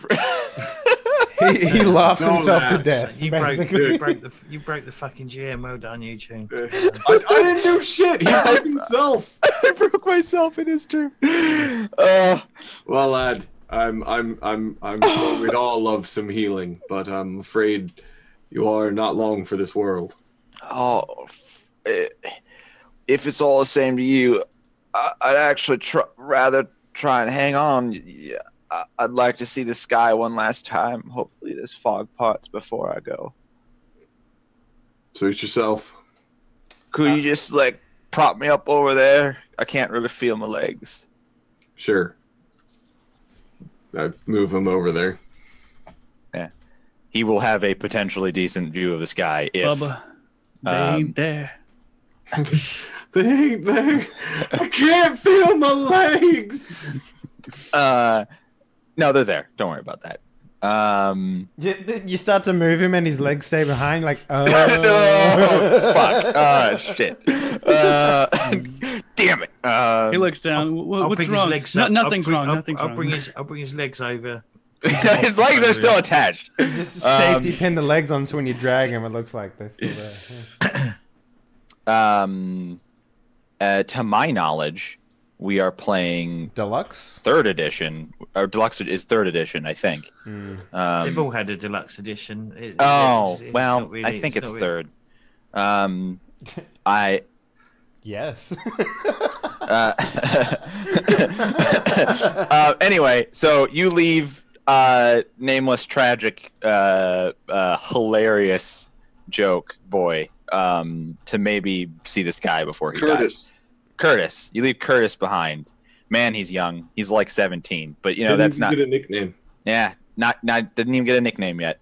Now his nickname is Dying Boy. Dying Boy, get over here. Oh, wait. So you continue onwards, following the path. Yarp. Yes. I'm gonna give her a nickname before I leave as well. See you later, Sea Spray. I don't know. Oh, I finally got a nickname, and he starts crying blood before he dies. Blood point to cry some blood. Yeah, nice. The next notable thing as you follow this path is that it runs up to a stony sort of cropping. The path goes right into a crevice that would definitely be large enough for men and supplies to pass through, probably single file, but definitely still a crevice. Okay. Anyone prefer to go first? I mean, I'll go first. Yeah, go for it. Eric will go first. Eric, you go first. I'll go first if you want, Eric. I'll go first if you want, Eric. No, it's all right, Stone. I've got this. I'd rather have you providing backup. I mean, I saw what you did to that guy. So Eric goes first, and as you travel along the crevice, you can see like there's very obvious. Bjorn, you in particular also noticed this. There's definitely scuffs along the crevice. You're sort of having to move a little bit sideways, where probably cutlass hilts and various like maybe crates or something have been scraping along the sides as they probably brought it through, right? So clear further signs that they also took this crevice and that you aren't following any sort of red herring. On the other side, you come to the end of the crevice, and at first there's just open ground, not jungle, in front of you, as far as you can see in the fog, sort of almost featureless, largely. Okay.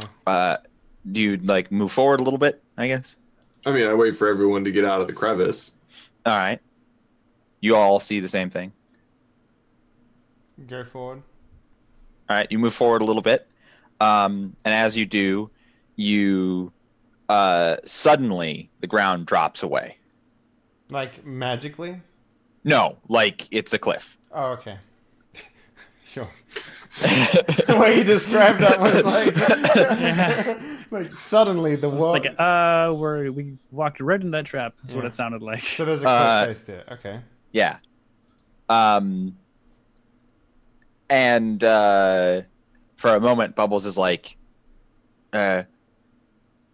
blast Malak or whatever. It's a dead end. We couldn't possibly find them now.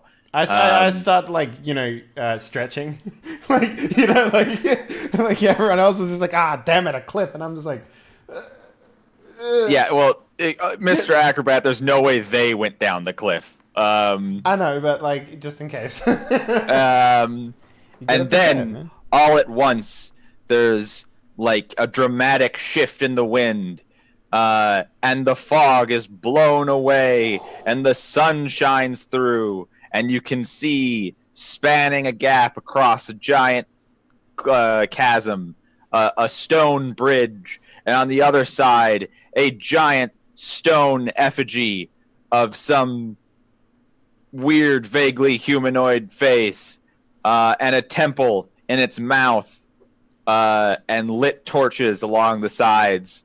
And that's where we're going to end for today. Really? What? Bum, bum, bum, bum, bum, bum. Join us next time for Indiana Jones and that temple with the giant sort of human effigy. It's a temple. Punching heads off. Yeah. Well, now there's a giant stone head. And if you roll high enough on your strength, you can punch the temple. You know, Stone, if you wanted to punch some more people, you shouldn't have killed the first guy so goddamn good. Okay? Yeah, you could have punched at least 2 other guys. Not my fault. So what did you actually roll You there? chose the intimidation roll. You rolled an 8 plus a 4, and then on your... That's your strength, and then you rolled a d4, which explodes. So you 3 gotta- times. Yeah, It exploded and then you had a times. +2 on that. You know, It was just 4, for kicks and giggles. 4, then a 3. I'm gonna roll this real quick. Okay, so it doesn't seem like, but that's a pistol. So Yeah, you got 6 plus 2, 4 plus 4, yeah, plus 1. yeah. Well, no, it's a d6 plus 2. So roll the highest, and then you get 2d6 on top of that plus 1, and that's what that roll is. So pistols are, for me, strength plus 2, and then 2d6. Strength plus 2d6 plus 1. That's what that is. So yeah. Oh wait, no, I think I did that wrong actually. Anyway, doesn't matter. Oh no, that's right. That's right. Yeah. Is it? Yeah, it's 2d6 for flintlock pistols. Anyways, guys, great comeback. I think But it's not strength. it is damage is strength. Yeah. Well, that's for melee weapons, I thought. Oh right, yeah, no, there's totally range weapons there. Yeah, I see what I did. Yeah, there is range weapons. So with melee weapons, you add your strength to whatever damage it does, and with ranged weapons, it just has a fixed damage. No, yeah, I see it. I see it here. Yeah. No, range weapons have a roll. Well, right, but you don't add any of your Strength. ability to Yeah, it. yeah. I was like, where do I put the range and shit? I didn't see that there was an extra thing under here. So All right. cool. Yeah, sorry I ended combat so quickly. But no, that's fine. Who cares?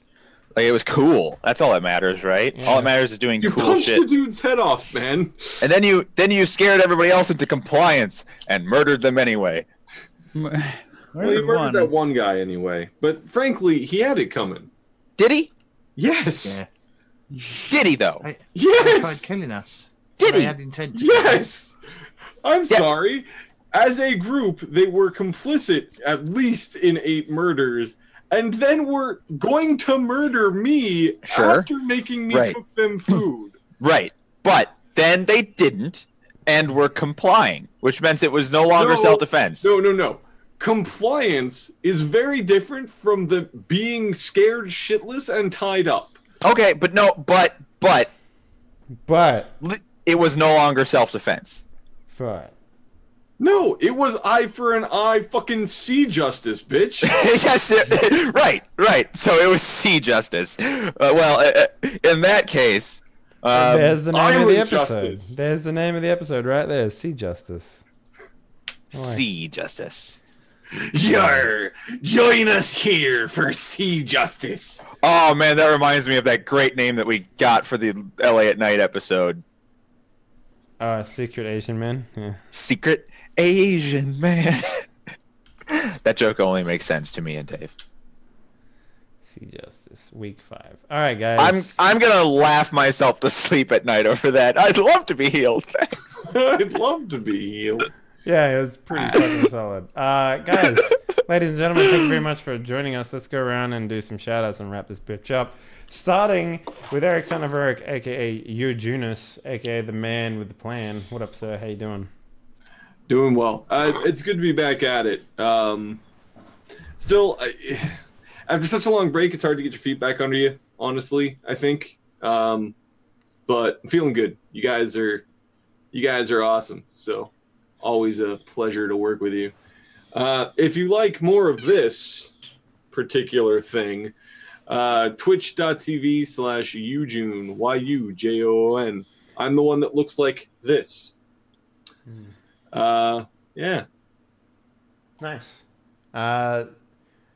Let's go to our next player, Prylor, aka Bjorn Sven, aka the Viking that takes a liking.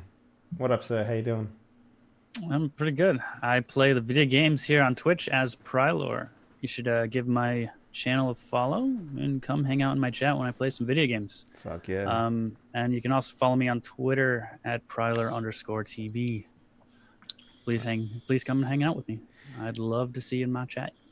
All right. Last but not least, from our player side of things, we have James C UK. Let's see what I can do with this one. James C UK.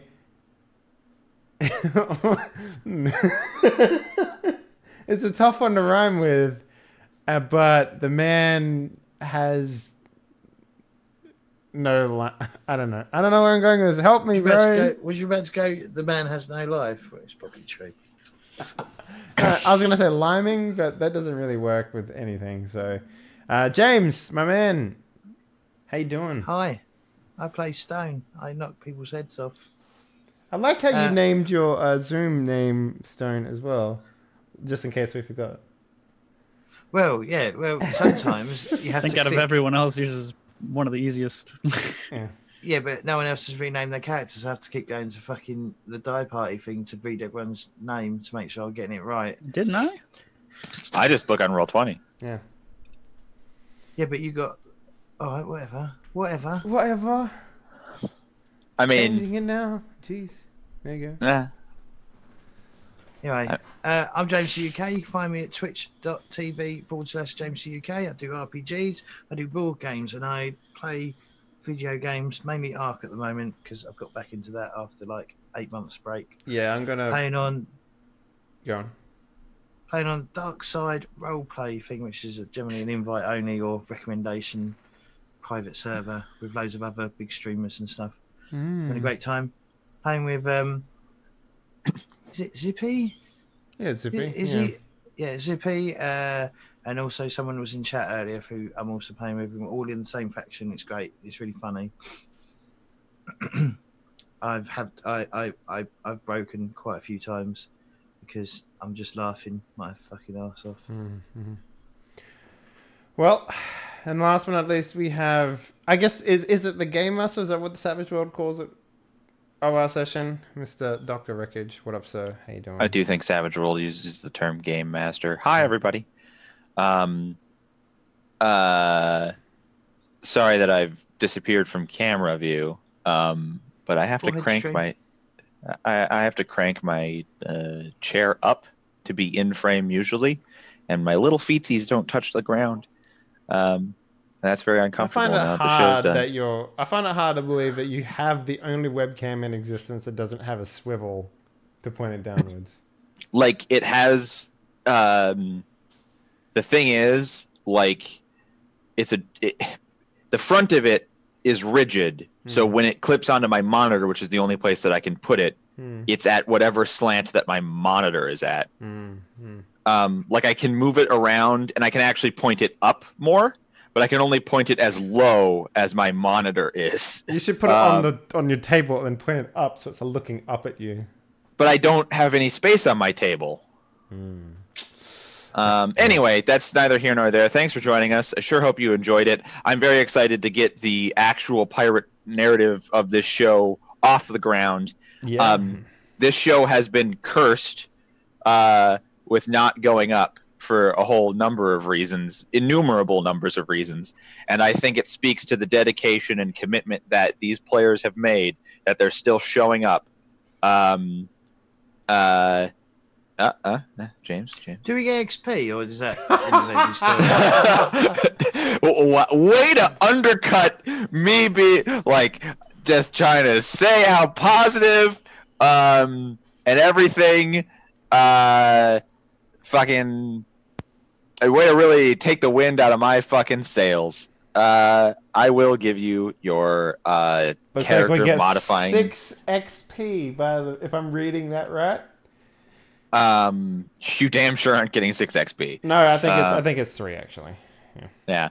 The point is, I'll let you know how much EXP you guys get before the next episode. But every 5 we advance, right? Is nothing. Yeah. I'll get back to you on that. Thanks for joining us. I hope you enjoyed it. Please join us again next week for more Piratey Adventure. Please also join us on Monday for more Vampire Adventure, LA at Night, which is the other show I do. Dave will now also take a moment to talk about all the other bullshit he does. But really, none of it can stack up. I don't know. The Shadowrun game stacks I'm pretty up sure really tomorrow is where it's at. Yeah, If it's Shadowrun. on But tomorrow, tomorrow is Thanksgiving, so they're not going to have anybody to watch or do the show. I mean, Except for James and Dave, who don't live in the place with Thanksgiving. well, I mean, tomorrow I'll probably be doing a. Anyway, hey guys, thank you very much for watching. Hopefully you enjoyed the return episode. From this point onwards, I see smooth sailing ahead. Now that we have a system the GM's comfortable with, and Now that there's no sailing involved. But we don't have a ship. We do. We just gotta, hope for a high tide. yeah, that's it. Yeah. We just gotta get Stone to push it out into the ocean. No, he just Punch punch it. Either the boat will give way Yeah, first, punch or it. the sand Put a hole, underneath like it. Yeah. a giant hole in the ship. Yeah.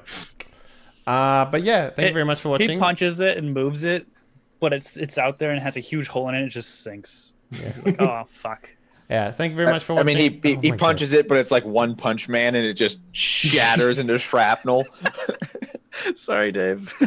Okay, so thank you very much for Eugene. watching, guys. As mentioned before, we do have 6 active Die Party games a week. Oh, no, 5 active Die Party games a week now, with a special monthly episode going up. Tomorrow, we were going to have Die Party Surge, but it is Thanksgiving, so I don't expect any of my United States players to show up. So don't even bother showing up if you're one of those. You, June, Prilo, looking at you. But we will be doing a Die Party Drawing Board episode in there for setting up the Vampire the Masquerade Die Party Fan Party game, which is going to be airing on December 2nd. We still have seats available for that. If you want to join in on that, head on over to the Discord and submit your times you wish to be a part of, and it shouldn't take more than that. But yeah, that's pretty much it. Sunday we have Die Party Embers, and Friday we have Board Games Bearded Bros coming back. But yeah, the daily stream is next. We're going to continue with our Neo exposition, and it's going to be good. All right, guys. Thank you very much for watching. We outie. Have a good one. Bye-bye. Bye-bye. Bye.